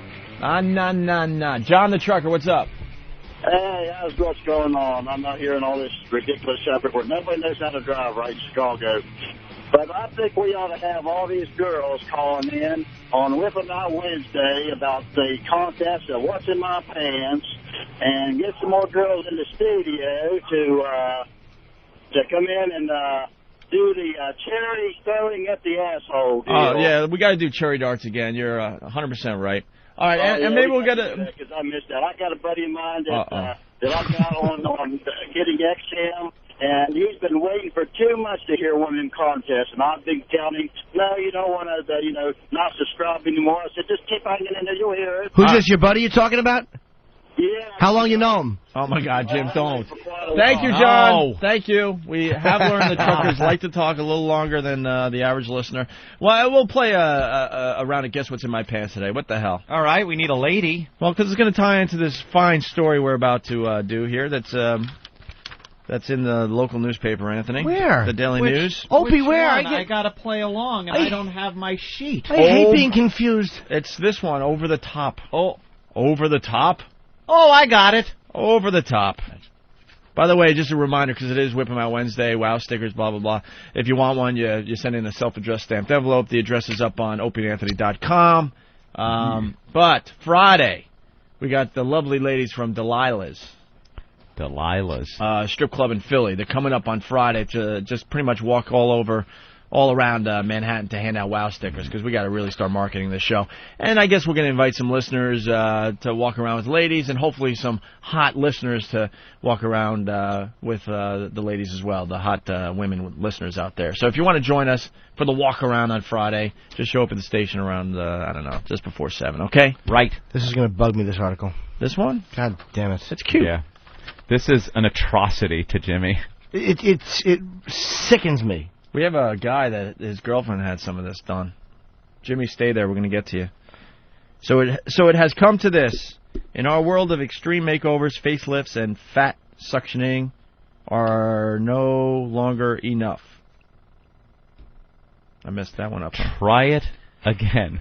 Holy crap, where did I go wrong? Comma or the end? Let's try that again. So, it has come to this. In our world of extreme makeovers, facelifts, and fat...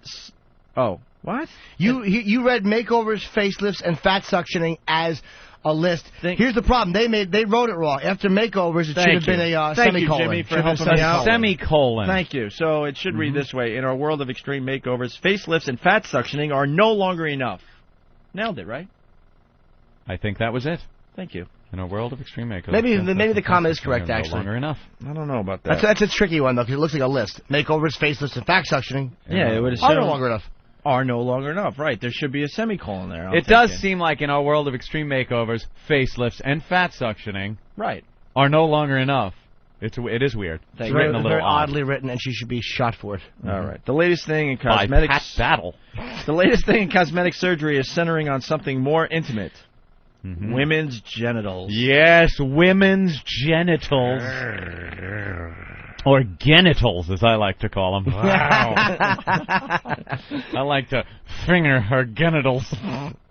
The marketing pitch, delivered mainly via the internet, tells women they can look younger, feel prettier, and have better sex if they'll just fix the most private part of their body. Fix that snatch. Will you dummies stop listening to this type of advice?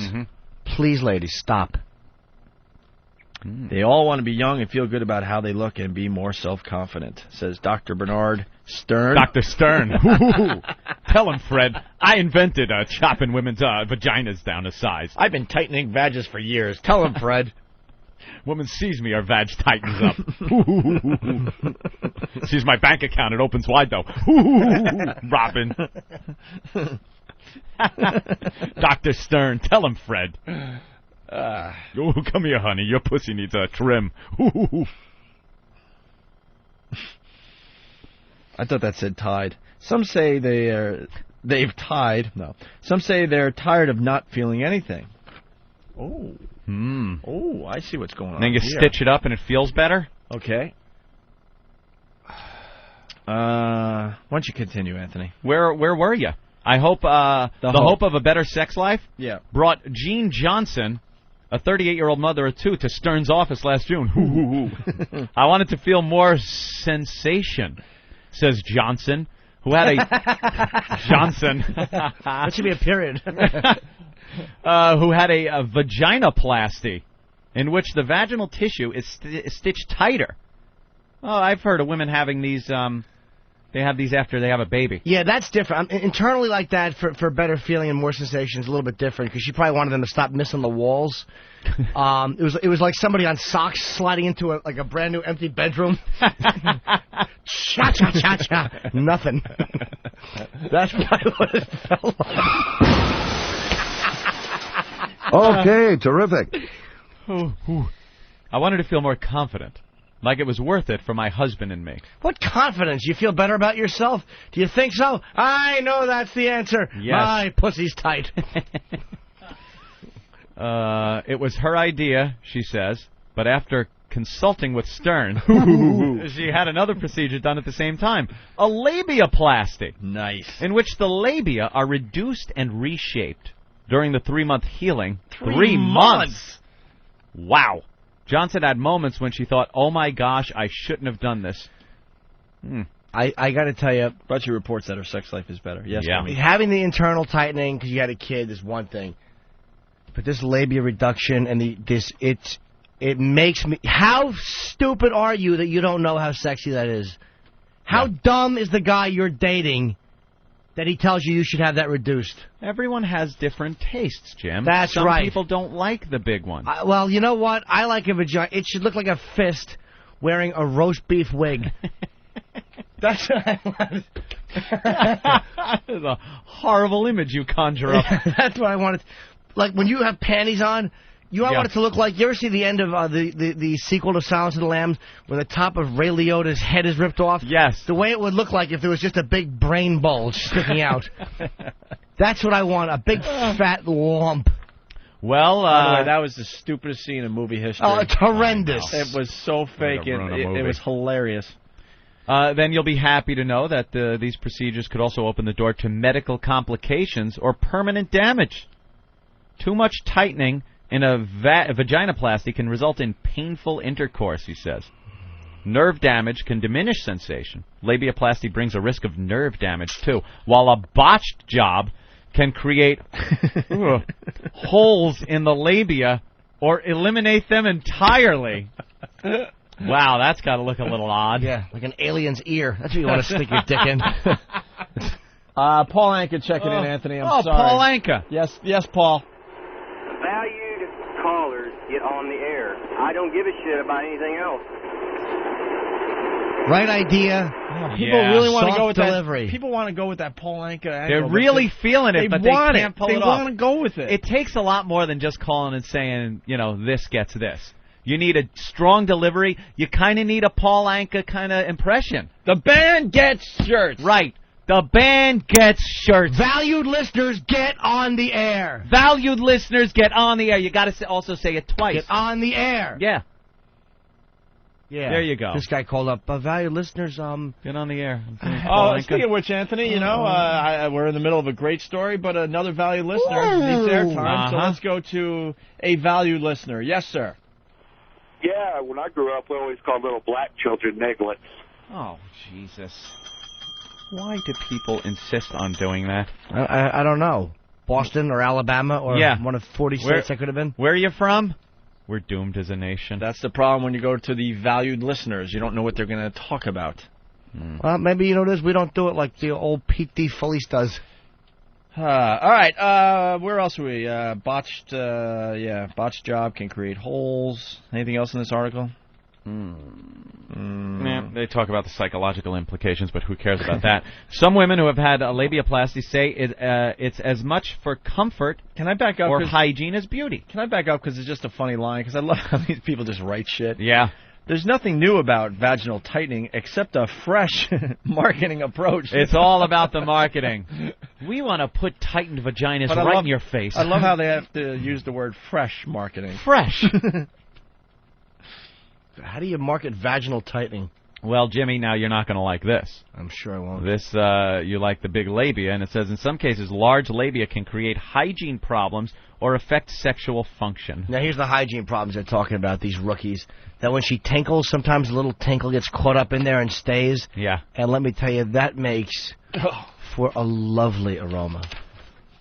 A lovely wafting aroma. You are something else, my friend. And he's not even making a joke. You like it a little dirty. No. Because that's called dirty. No. Dirty to me. It's not like she's picking up a steel with it. If it gets dirty, it's because of whiz. Now, there's a dirty sweat there's an unhygienic. There is a difference between being a slight musk that is just a natural thing and being dirty. There's a dirty smell and there's a sexy smell. Believe me, I don't like dirty. I don't like a filthy, awful pussy. If they're getting caught in the labia, though. When tinkle gets trapped in there. For how long would you say? Yeah, maybe a week. Nah, just from that morning. I would always tell girlfriends who I was dating, do not shower right before you come over. I don't want to talk to you. See, because you like it a little dirty. Shower that day, though. Dirty. Shower that day. I don't like a girl to go 3 days without a shower. I can't do that. No. Just that day. Shower in the morning, go to work, and then come over and, You like that. But you got to shower that morning. I'm not that earthy.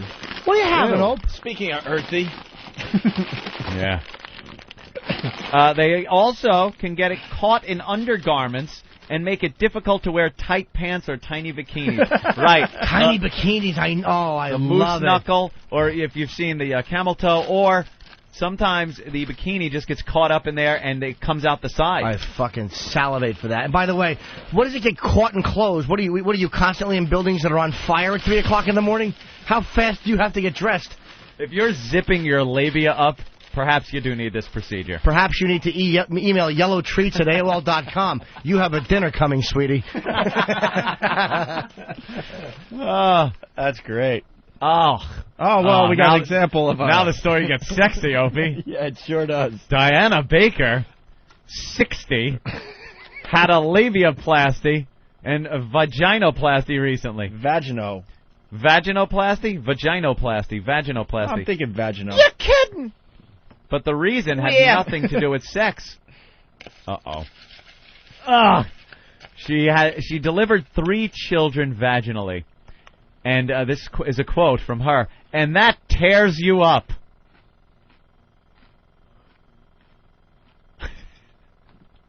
For years, she wanted to have her vagina tightened and her labia trimmed, especially since riding a bike in gym shorts is uncomfortable.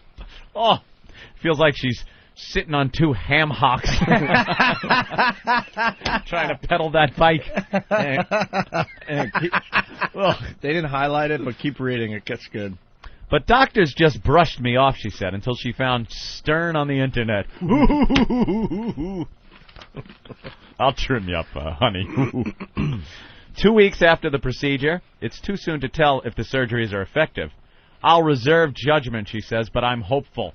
2 weeks after, she's still regretting this, if you ask me. For centuries, it seems, they've been trying to change themselves, often with disastrous results.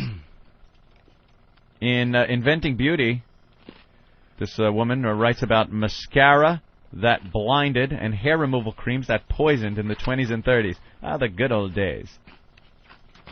That's it. Keep messing with your vaginas, stupid asses. Got a nice, fat, thick one, and you mess with it. Boo. Boo. But what sets the more extreme procedures apart from, say, hair dyeing or teeth whitening is the increased risk. You can have a bad outcome or nerve damage or even die. I don't think women having this done are in touch with that anymore. If that lady's doing it because it was genuinely uncomfortable because she had kids, again, that's different. But the women that do it because some jack-off they dated went, ew, you're pussy. Like, I had a lot of girls with big ones, fat ones go, I was always so self-conscious because some guy said something. I'm like, what dummy was this? Let me find him so I can set the entrance to his home on fire. He almost wrecked this for me. The girls get tight cunts. Wow. Jeez, Paul. Oh, sorry. Because these surgeries are cosmetic. A little over the top. Wow. Good thing you hold back on the C word. Not only do you say it, but you pound your fist. I was just trying out my Paul Anka. It was a good one. I thought it was him. Insurance doesn't cover the cost. It shouldn't. Labiaplasty runs from $4,000 to about $6,000. Vaginoplasty can run $5,500. For the two together, you're talking about $8,000. Hymenoplasty? Is that when they replace the hymen? Why would they want to do that? Some girls like getting their virginity back. Say it was taken by, an uncle or your old dad. Yeah, or a bike seat. They're not going to give it back. Taken by a pothole. Oh, my God. Are you done? What? The phones are hilarious. Yeah, I'm done with this story. Listen to Gary in El Paso. Gary. Hey, man, isn't that kind of like rolling the odometer back on a car? You think you're getting some low mileage pussy, but it's ready to leave you stranded in the middle of the desert. Well, there you go. All right, man. Very good. Good point. Let's go to Brad. Hello. Go ahead, Hey. Brad. Hey, how you doing? Hey. Hey, just made a comment there. That surgery's good for all us guys there, so we can follow Ben Sparks after he hammers them out. Wow, it looks so much better on the Looks video. promising. What did Very he say? short and sweet. It's typed as vag tightening, good for Ben's ex. Ben with his huge hog, whatever. And he just like messed it up by trying to. He thought about it too much on hold, I think. All right, Any Jimmy. girl Ben dated would have to have her vagina sewed up with the type of rope they used to hold a ship to the doctor.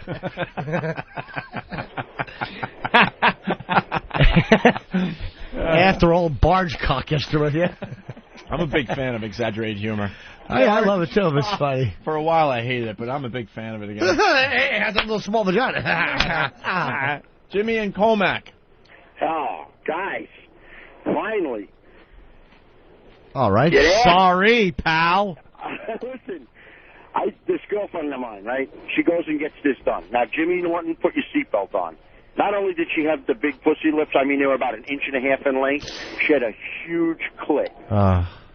She has them trimmed off, right? Now it looks like Jimmy Durante down there. She's got no feeling at all. It's horrible. Absolutely horrible. Did you know she was going to do this? Yeah, she told me. And she said, I'm just going to have them shaped a little. Yeah, shaped a little my ass. She got them chopped right. They're like only like maybe, I don't know, 1/8 of an inch, these things. And then she's sick all the time. And it's just Sick all the time? What nationality is she? Infections and shit. She's Italian. You know who usually has larger like vages? I noticed American Indians. I swear to God, like girls I've dated that were like part Cherokee or whatever. Fascinated. I've noticed that larger. Yeah, Jimmy. It's fucking hot. I'm just fascinated you've dated an American Indian. Well, a couple of girls that had that in them. Yeah? Yeah. Had a little This Indian. girl had it all. She had it all. It was, and now it's like sex even sucks now because she doesn't have any feeling like she used to. Wow. Yeah, it's like, you know, it's like, oh, it hurts. It's this. It's like, oh, shut the fuck up. Dude, why didn't you discourage her from doing that? Oh, are you kidding? I talked up and down. What are you kidding? I would have told her if a girl did that, if she had like a body like that, so sexy, I would have said, if you switch this, I will break up with you because I just couldn't handle. I could never look at it again. Were they ladies of the evening? Some no, actually no, not for the American Indian. One might have been.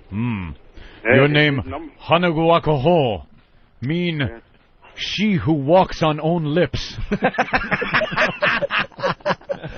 What the hell? I never knew this, Jimmy. I've just noticed it. I'm taking an impromptu little study, have you? I'm sure plenty of people will call up and say no. Yeah. They don't have bigger lips. They just spilled some Mazzola in their lap.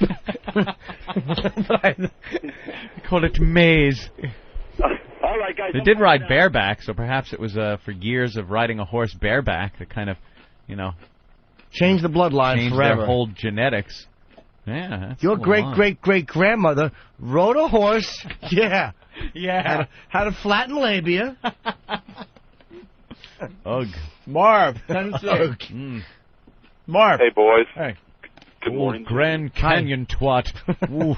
Hey, my wife, when she had our little boy, we asked the doctor to do a honeymoon stitch for us when he got done. And he got mad at us. Stitch. We got pissed at us because my mother-in-law was standing there, and he told us it was inappropriate. But it's like really tight now on the outside. But once you get in there, it's kind of like going through a dog door in a house. And then once you get inside the garage, it's like a big echo. So yeah, he stitched it up like right at the entrance. Yeah. So it feels like you're constantly getting the index finger and thumb hand job.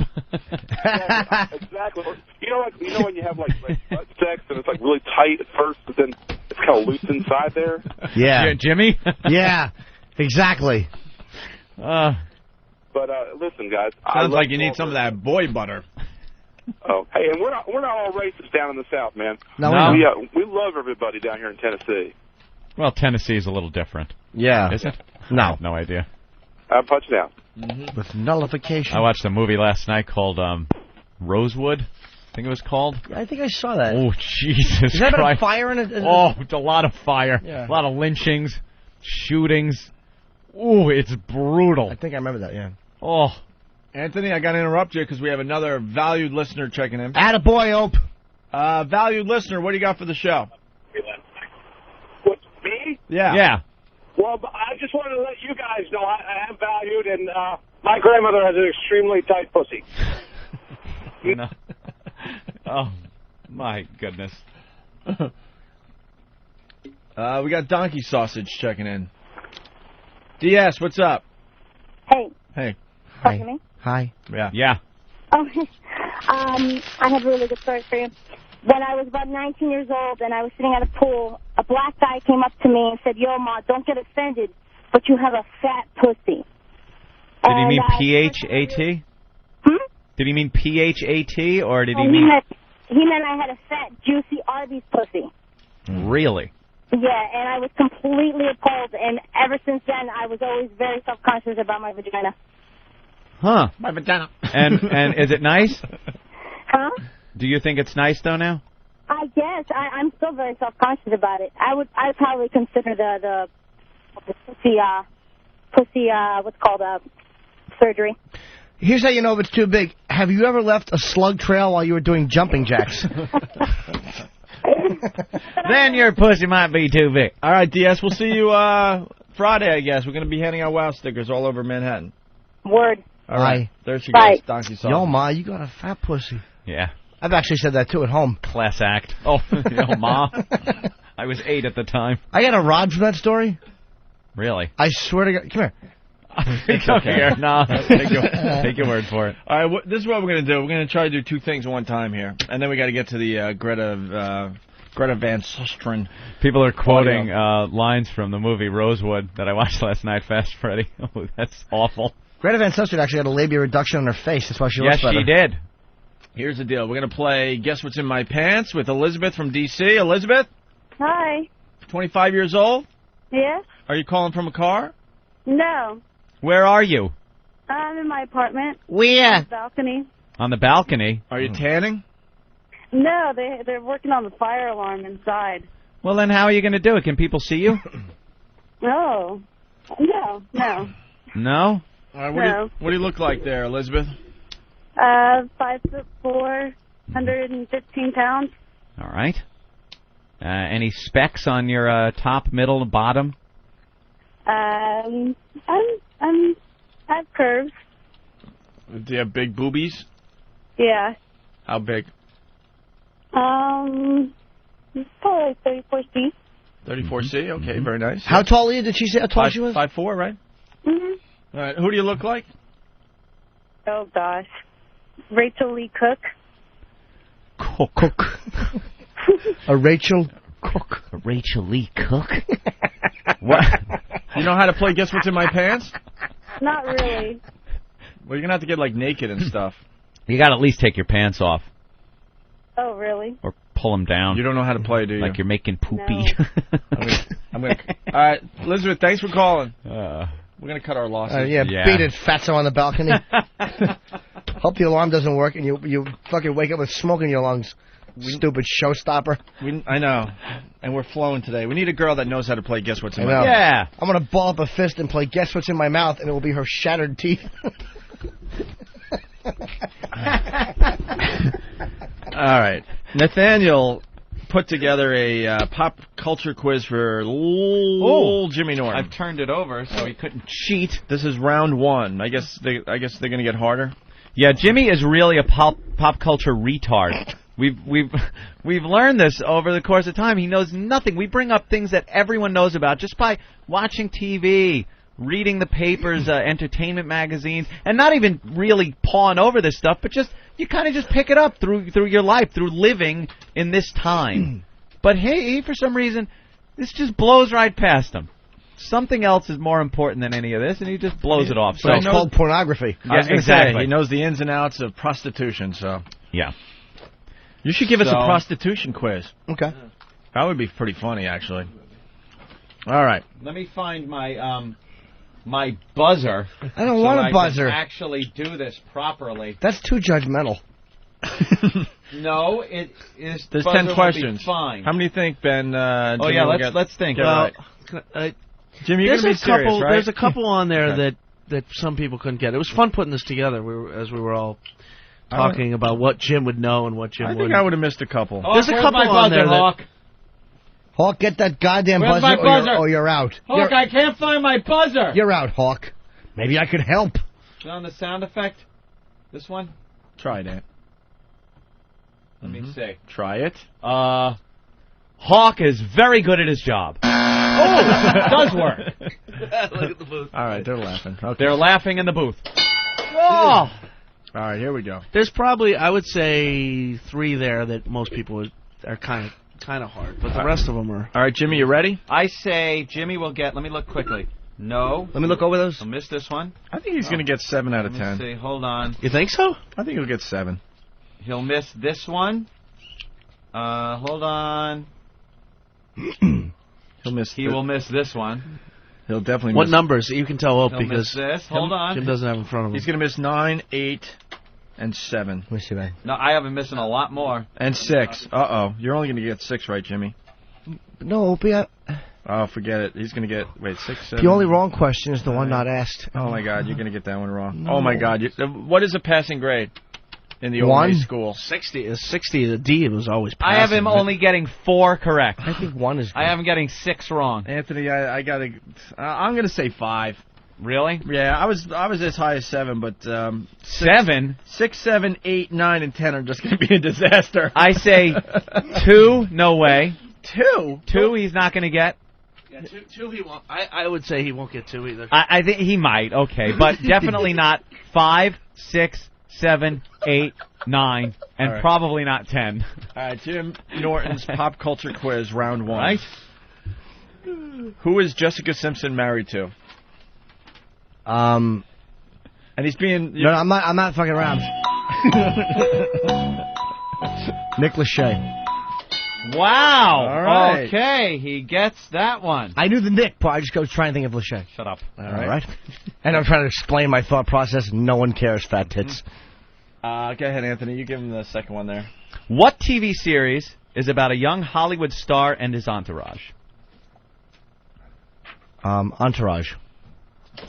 Oh, okay, he gets that one right. That was a little trick question. That was a trick question. Look at- I thought he I wasn't love going the to face get it, Jimmy but makes, all confident. He's all confident. Entourage. I laugh at Come Entourage. on, let's go. All right. What was the name of the last Star Wars movie? Revenge of the Sith. Whoa! Wow! I had him get this list. Did you see the list? No. I'm just not a complete moron, dude. No, you are. Wait, I didn't think you would get that one right. Were you in the studio the whole time? I promise you I didn't. I'll give my word. I don't care if I get them wrong, Actually, dude. you know I what? admit that I'm not really pop culture. No, it's not fun for me to cheat. I expected him to pretty much get the first 5 right. Okay. It's the last 5 that are. I think he's going to get the first 4 right, and then. You don't think he gets 5? No, I think he gets. No, I think he misses 5, 6, 7, 8, 9, and about 10. him like he's 10. I like that. All right. This is the last one he probably gets right, and then he doesn't get any more. I don't think he'll get this one right. You don't think he'll get this? Okay. What band sings the song "American Idiot"? No idea. No idea. No. For what? You have no idea. I well, don't. I had him getting this one. No. You want to take a guess? Nope. Do we have I don't know. "American Idiot"? Yeah, let me hear it. Play a little of it. Wait. See if he can get it after he hears it. But you've already forfeited. the Wait, question. no, I have to hear it. Well, now you would get it, I think. No? Wait till There's the. no lyrics. Hold on. Don't wanna be an American idiot. Don't want a nation under the new media. I know this song, but I don't know the name of the band. Yeah, because a lot of singers sing like this guy. No, I know. Sound just like him. Because so many singers sound like their nose is clogged. It's Ozzy. It's a little band called 1942. Little band from a little movie. Ed Norton. Picture. They bleeped Norton. They bleeped the word "fuck." That must have been for the station that can't play the fuck word, right? Yeah, no, there's probably 2 versions of that. It's Yeah. satellite radio, though. Jesus, Yeah, you but can handle there's- a fuck on satellite There's radio. probably not from there. Happy peppy satellite stations that don't whatever. play the What F is that? word. I don't know. It's Green Day. That is Green Day. No idea. Wow, your first. Oh, Jimmy. I've heard that song, though, but I just don't care about it. It's not a bad song. Jimmy, do you watch The Simpsons? Never. All right. All right. But they've been on TV for what? 12 years? 15? Have they? How long now? 16 long? years? Yeah. 16 years. 16 years Cool. they've been on. Jimmy, name all 3 kids in the Simpson family. I know Bart and Lisa, All right. and I honestly didn't know there was a third one. The baby. I don't know the kid's name. The baby. Don't know. You got to name all 3. There's no partial credit on this question. I don't know it. Fred? What is it? Oh, it's little Maggie. Never would have known that. Never would have known that. Wow. Okay. All right. This probably the toughest question on the sheet here. All right. You know there's a remake coming out of the Dukes of Hazzard movie. Did not know that. Nor will I say it. You knew that. No, I didn't. No, Let's I'm not going just to lie, but I didn't. move on to question 7. Well, let me hear. Wait, you really didn't know they were remaking the Dukes of Hazzard? No. Come on, Jim. I swear to God, dude. Are you serious? No. With Jessica Simpson, the commercials have been all over the place. No idea. Seen the video? I haven't had a video TV in of her 3 weeks, looking by the way. ridiculously Dude, hot. I haven't had a TV in 3 weeks because I moved. I sold my TV. My 3 new one's coming weeks? next week. 3 weeks. This has been. Dude, everything hasn't happened in the past 3 weeks. What's the question? All right, who plays Nick Lachey. I heard Jessica Who Simpson. plays Bo and Luke Duke in the new Dukes of Hazzard movie? I would have gotten one out of Wait. Bo and Luke Duke. And I like the other actor. I always forget his name, though. Owen Wilson and Joel Steinberg.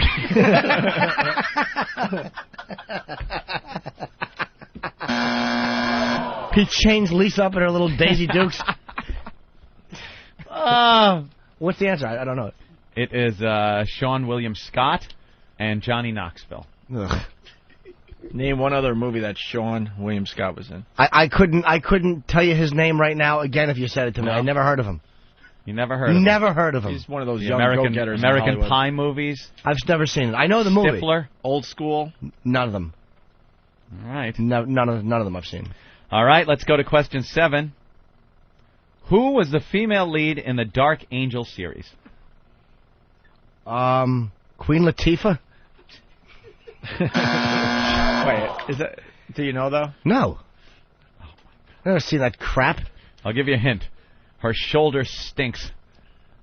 Oh, was she that Alba? Jessica Alba? But we can't give it to No, him, it's right? not. No, mine. we can't give it to him. Absolutely not. That's another wrong one. I swear he will not get. And he got the first 4 or the first 3. Boy, I was giving you that Green Day one. Ugh. I was Wow. too, man. I was too. I was giving him the Simpsons. No, I definitely wasn't giving him The Simpsons. All right, here we go. Question number 8. Jimmy? Yes? Your pop culture quiz, which you're doing miserably on. X and Y is the most recent album from what band? From what band? X and Y? X Right. and Y, yeah. Bam's Brothers Band? No idea. Wow. X and Y. Oh, the Z's. ZZ Top. Yeah. No, that would be Coldplay. Ugh. Yuck. Never heard of. I wouldn't know one fucking. If you said to me, You know Coldplay songs. Come on. you can. How about Put on Clocks.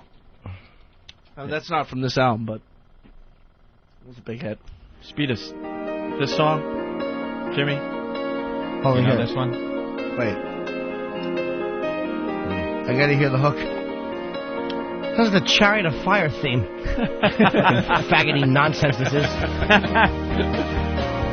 Only one of the biggest songs of the last 10 years.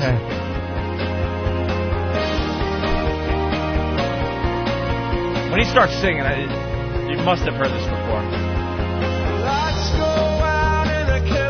Yes, I have heard this. Okay, good. You're getting hammered, Opie. Sean William Scott was not in Old School. Fuck yeah, he Told was. you. 2 different people said he wasn't. Told you. Dude, where's my car? Dude, Where's My Car? Road Trip. Dude, hold on a minute. He gave mouth to mouth to Will Ferrell. Yeah, he is in that. Oh, yeah, He is in absolutely. That is him. Why didn't people go to Internet Movie Database? IMDb. He was, he's the guy that shoots himself. He shoots him with the tranquilizer. Yeah. He's in the movie for... Yeah. Maybe that's not a great example of his work because he's Yeah. only in the movie for like 2 minutes. But he's in it. Yeah. All right, here we go. Rob from Jersey. What part did Sean William Scott play in Old School, Opie, you moron? Their phones went nuts, too. And Sean William Scott wasn't in Old School. That's Eric from New Hampshire. Peppers. He is in Old School. Oops, right. Wow. Rob from Jersey, you dick. There you go. John, Denise, they're killing me on the phones, too. Yeah. Killing me. He's in it for a couple scenes. He's really... Denise. Yeah. Hello. Hi, Denise. Okay, yeah, you're right. Okay. Ah, you stupid bitch. And I love these people that are just so quick to jump down our throats. Yeah. I'm driving in the car, so I couldn't look on the internet. But I was just like, I've seen it 50 times. Shut I'm not up. in it. And you know what? As soon as Ann said, I started panicking, like, uh-oh. Uh-oh. John and P.A. Click. Let's go to Jason real fast. Jason? Yeah, I'm here. Go ahead. Yeah, I just wanted to tell you guys, now the Weather Channel is using these stupid scare tactics, instead of just showing the weather like they should, they got these cheese dip reporters on there claiming that the heat wave is killing more people than bullets. I mean, they had the bright orange flashing sign up there, and heat deadlier than bullets. Yeah, heat deadlier than guns and sharks. You do to protect yourself. Heat isn't very scary, though. Well, yeah, the heat is more dangerous than shark attacks. Yeah, more people die from heat. And bullets. That is a fact. All right, very good, Jason. Okay, back to Jim's pop culture quiz. Yes, number 9. We're up to question number 9 for those of you keeping tabs at home. Can we just move on to 10? There's no way he's getting this. Who were the winner and runner-up for this year's American Idol? The runner-up was Bo, and the winner was Carrie. Damn! I was looking for last names, too. But but for Jimmy, I will give that to him. I would definitely give him that. Absolutely. Yeah. All right. Bo Diddley and Carrie Fisher. I would have messed up his last name, I think. Wow. Bo Bice. There's one I never would have thought you would get. No. Carrie Underwood, yeah. Jeez. Anthony makes a good point from California. Anthony! Hey, what's up, sweet cheeks? Hi. What's Boy George's real name? George O'Dowd, sissy. Yeah. Who doesn't know that? He knows pop culture from 20 years ago. I do. He's a pop culture archaeologist. And everything about Black Sabbath, no problem. Yeah. All right, and the final question. What is the name of the new PlayStation portable unit? PlayStation 3. Wait. He's scared. Give him another chance. I panicked because I saw the button. The PlayStation Fun Pack?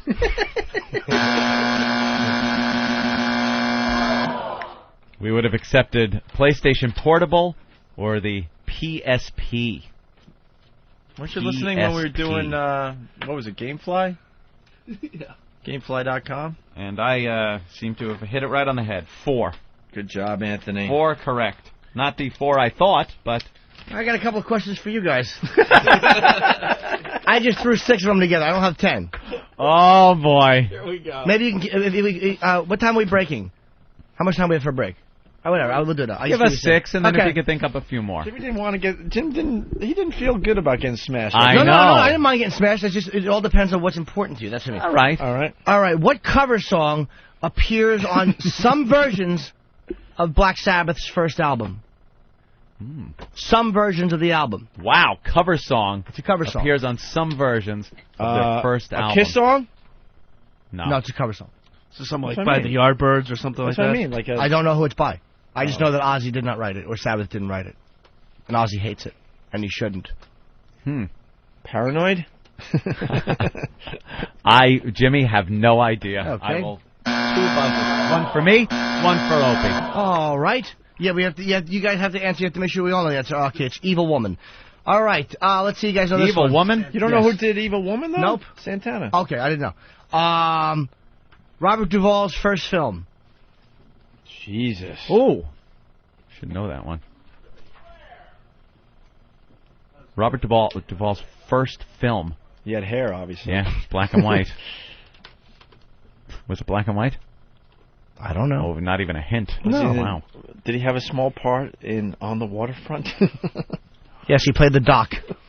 Look at how pissed Jimmy gets. He just wants to smash his back. I know. No, these are not. Good job. Let's see. On the Waterfront. Just thinking as you look to the left of the screen. Oh, stop. No, I already got it wrong. I'm out. Did you like the answer? Yes. To Kill a Mockingbird. He was Boo Radley. Oh. Non-speaking part. Very good. All right. How about this one? Another very famous guy. What was the name of Martin Sheen's first film? This isn't pop culture, though. No, I'm just saying. It all depends on what's important to you. That's what I mean. Martin Sheen's first film? Yeah. These are all movie questions and stuff. And they're not that obscure. I mean, they are pretty famous guys I'm talking about. Obviously before Apocalypse Now. Yeah. Yeah. Again, I think black and white. It was. I'll give you a hint. It also had Tony Masanti and Ed McMahon. Jesus. Ed McMahon. Ed McMahon. 12 Angry Men. No, I'm thinking it had to do with. Evil Woman was ELO? Oh, I have no idea who it is. Was it one of those Cold War movies? No. No? Not at all. Yeah, okay. Evil Woman, it was the ELO Bob version. and Carol and Ted Nallis. There you go. No. So there's a film called The Incident. The Incident. But you know how many people are saying No I don't know in idea. their cars, though? Let them. I don't care what they say in their cars. I don't care if they're in their cars and then they go, oh no, a pole. That's okay. I don't care. We'll take our beating. Well, you're not getting a beating though. It's not about that. No, you're not supposed to know this. What do we got? 2 more? 3 more. All right. What chapter? And this is a legendary question. Was left out of the film version of A Clockwork Orange? Wow. Chapter 7. No. I have no idea. It was 21 chapters, and it's the legendary lost 21st chapter of the book. Was completely changed. Any of the film was left out of the script. I had no idea. What little film? Very Little kind of film? What little film did Al Pacino do with Gene Hackman? Hold on. I want to just say you turned our cute little fun little bit into a disaster. No, I didn't. I'm going to get. You're making us feel bad about ourselves. No. It was supposed to be a cute little pop culture quiz. Well, Nathaniel's not here. I'd get him in here. Believe me. All right, go ahead. All right. What film did Al Pacino and Gene Hackman do together? Yeah. Here's my brain thinking. I love that one. No, it's Scarface meets the Poseidon Adventure. Yes. Oh, very good, Ant. I have no It was idea. Popeye Doyle. Hooah. Hooah. Scarecrow. Oh, Scarecrow, of course. What? And what 1960s song did Kiss cover on their Love Gun album? And very well, I might add. This one, a lot of people probably do know. Kiss fans especially. Sure. I had that album, too. Love Potion number 9. 60s song. No. Nope. And Then She Kissed Me. Then He Kissed Me, they covered, but they made it, And Then She Kissed Me. Who did it originally? With the Shirelles or something. One of those bands. And then he kissed me, you know. All right, Jimmy. We're not as smart as you. No, it's not about being smart. It's about what's important to you. That was my point with this. These are weird questions, but pop culture is not important to me. Right.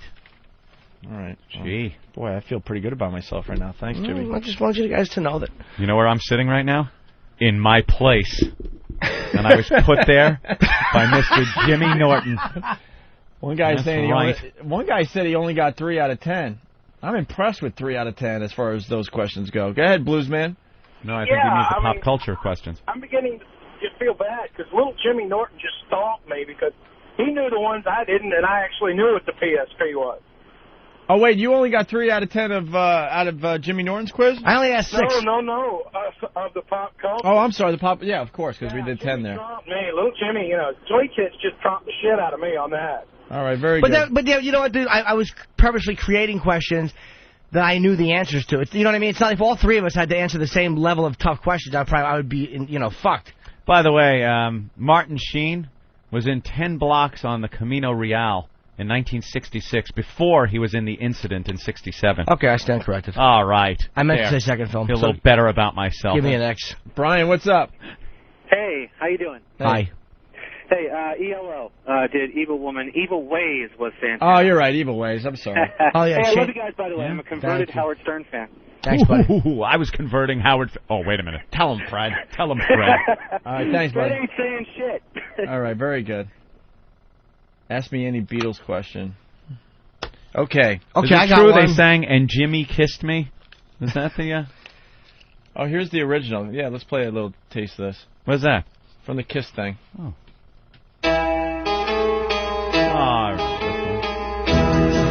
Hey. Oh, whatever. Great song. This was in a movie. I can't remember which one. He hurt and he jerked. Looked like he had a potato sack in his pants.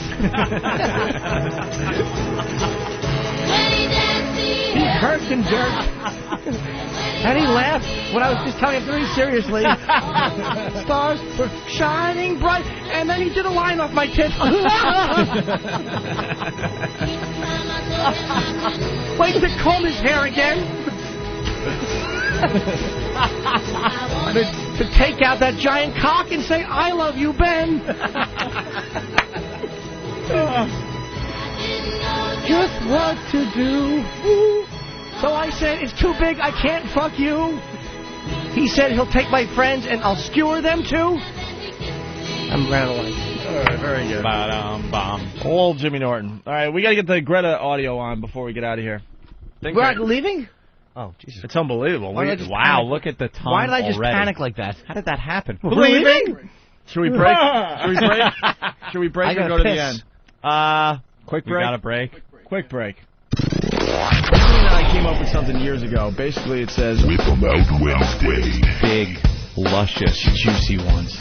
Wow. The swinging tribute to unrestrained female anatomy.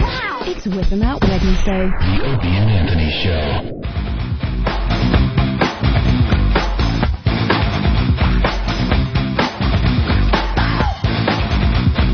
All right. I like it. We're running out of show.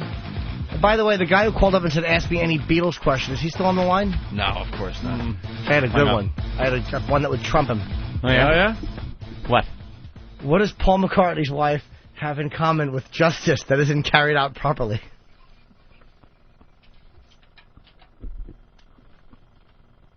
You asshole.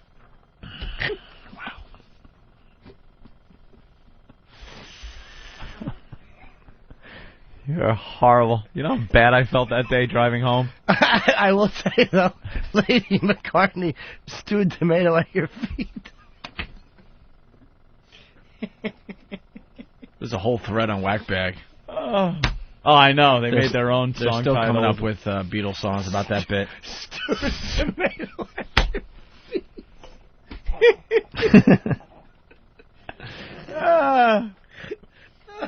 Oh, I laughed for hours about that. Oh, that was bad. So what happened to the dude from Newsday? Oh, boy, was he a... Did you hear what he did, too, when he almost got busted? Robert Johnson was once the respected former publisher of Newsday and a member of the State Board of Regents, but his suave exterior belied. No? I don't know.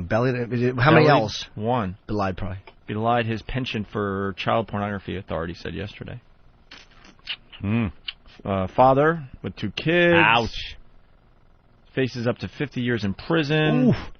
The indictment alleges the 59-year-old prowled the web from his office computer under the names Joe Babo, 55, and Rob Job, 714. Yeah, I'm Rob Job, 714. And downloaded sickening kiddie porn films with names such as Real Child Rape. Jesus. You know what? And the lighting in that one is so bad. Are you insane?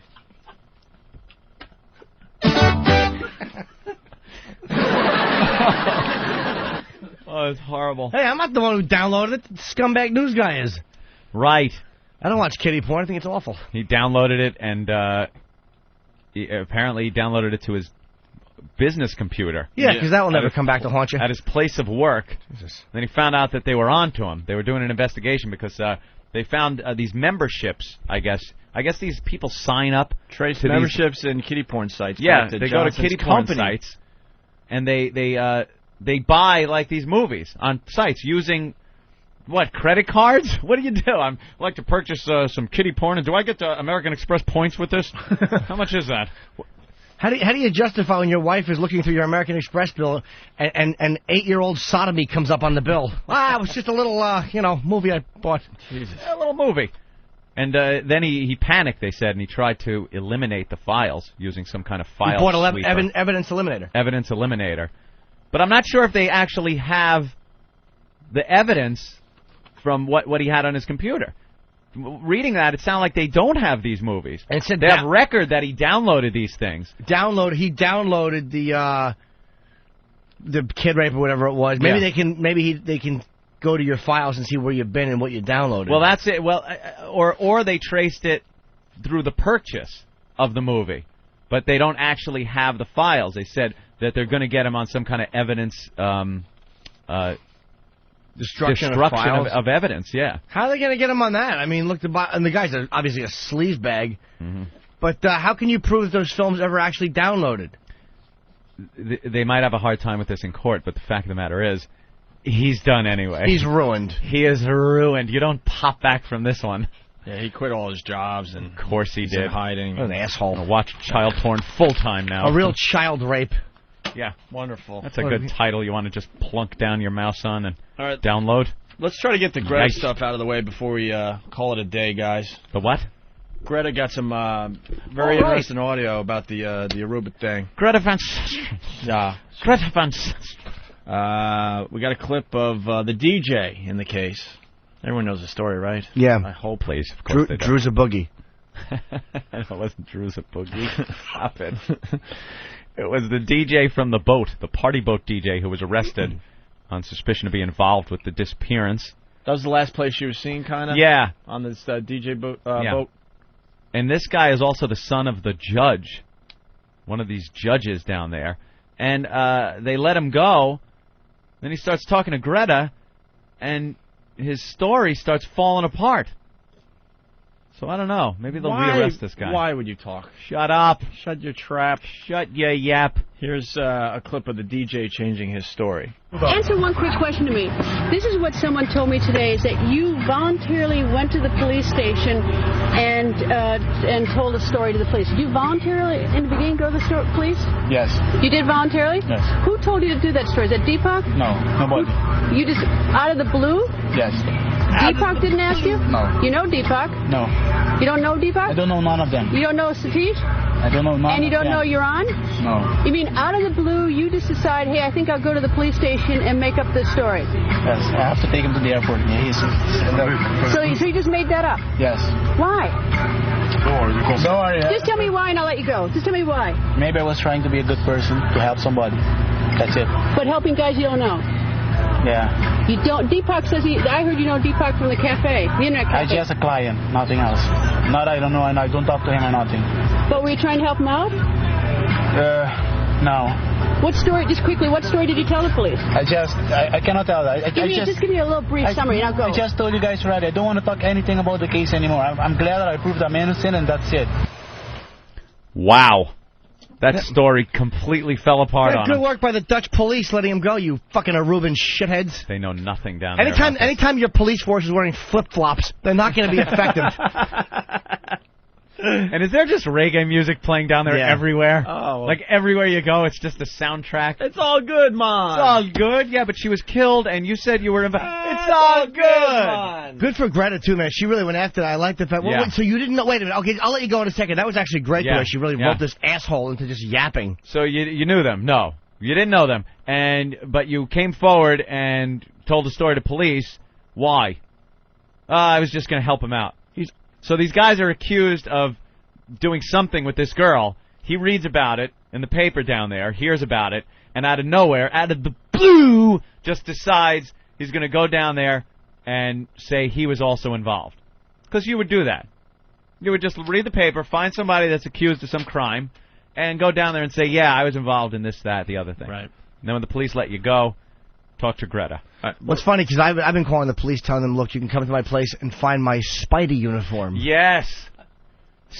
Spidey rapist, Jim. Fucking asshole. How bad is that police force The worst. where they can't poke holes in this guy's theory?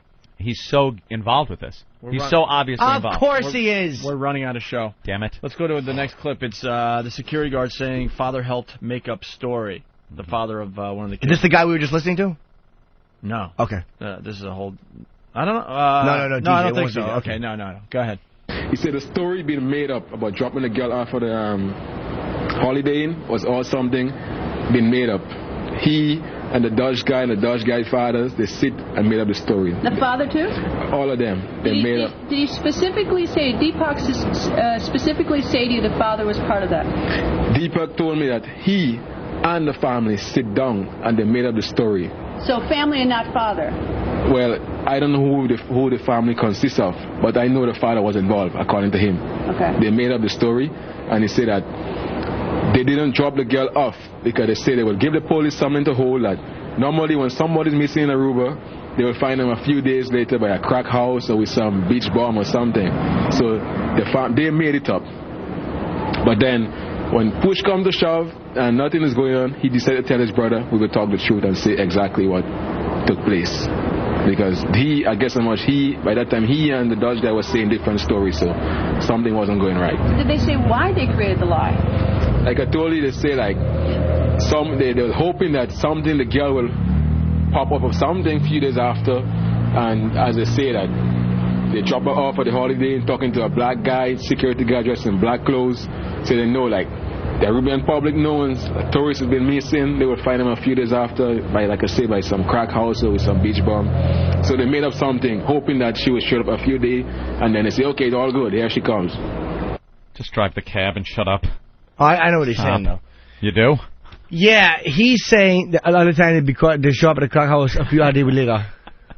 You are never, ever going to see CBS's CSI Aruba. Absolutely will never, ever see that. I guess we don't need the third clip. Hey, there's been a crime scene, there's blood. Clean it up. Clean it up, bitch. Also, how could we be so stupid? And then he kissed me from Goodfellas when he's walking into the Copa. Ah, right. Yeah, that's playing. I'm brain damaged. The bottom line is this. That's Joran Vandersloot. Looks like first of all, he has hair like and he looks like just a snotty jerk-off. If that's this country, if this is not solved, we should fucking ruin tourism from the U.S. and never go there. If these scumbags allow this to happen. Though. It's so nice. Yeah, they're doing a good job with that the themselves. Beaches and everything. I say ruin it, but let me get my cruise out of the way. All the other islands first. are advertising like crazy. Yeah. They smell. We don't They smell kill a victim. Right. Let's go to Matt in Jersey. Matt, what did you learn on the Opie and Anthony show today? Hey, what's up, buddy? Hey. What's up, little Jimmy? Hi, Matt. What'd you learn?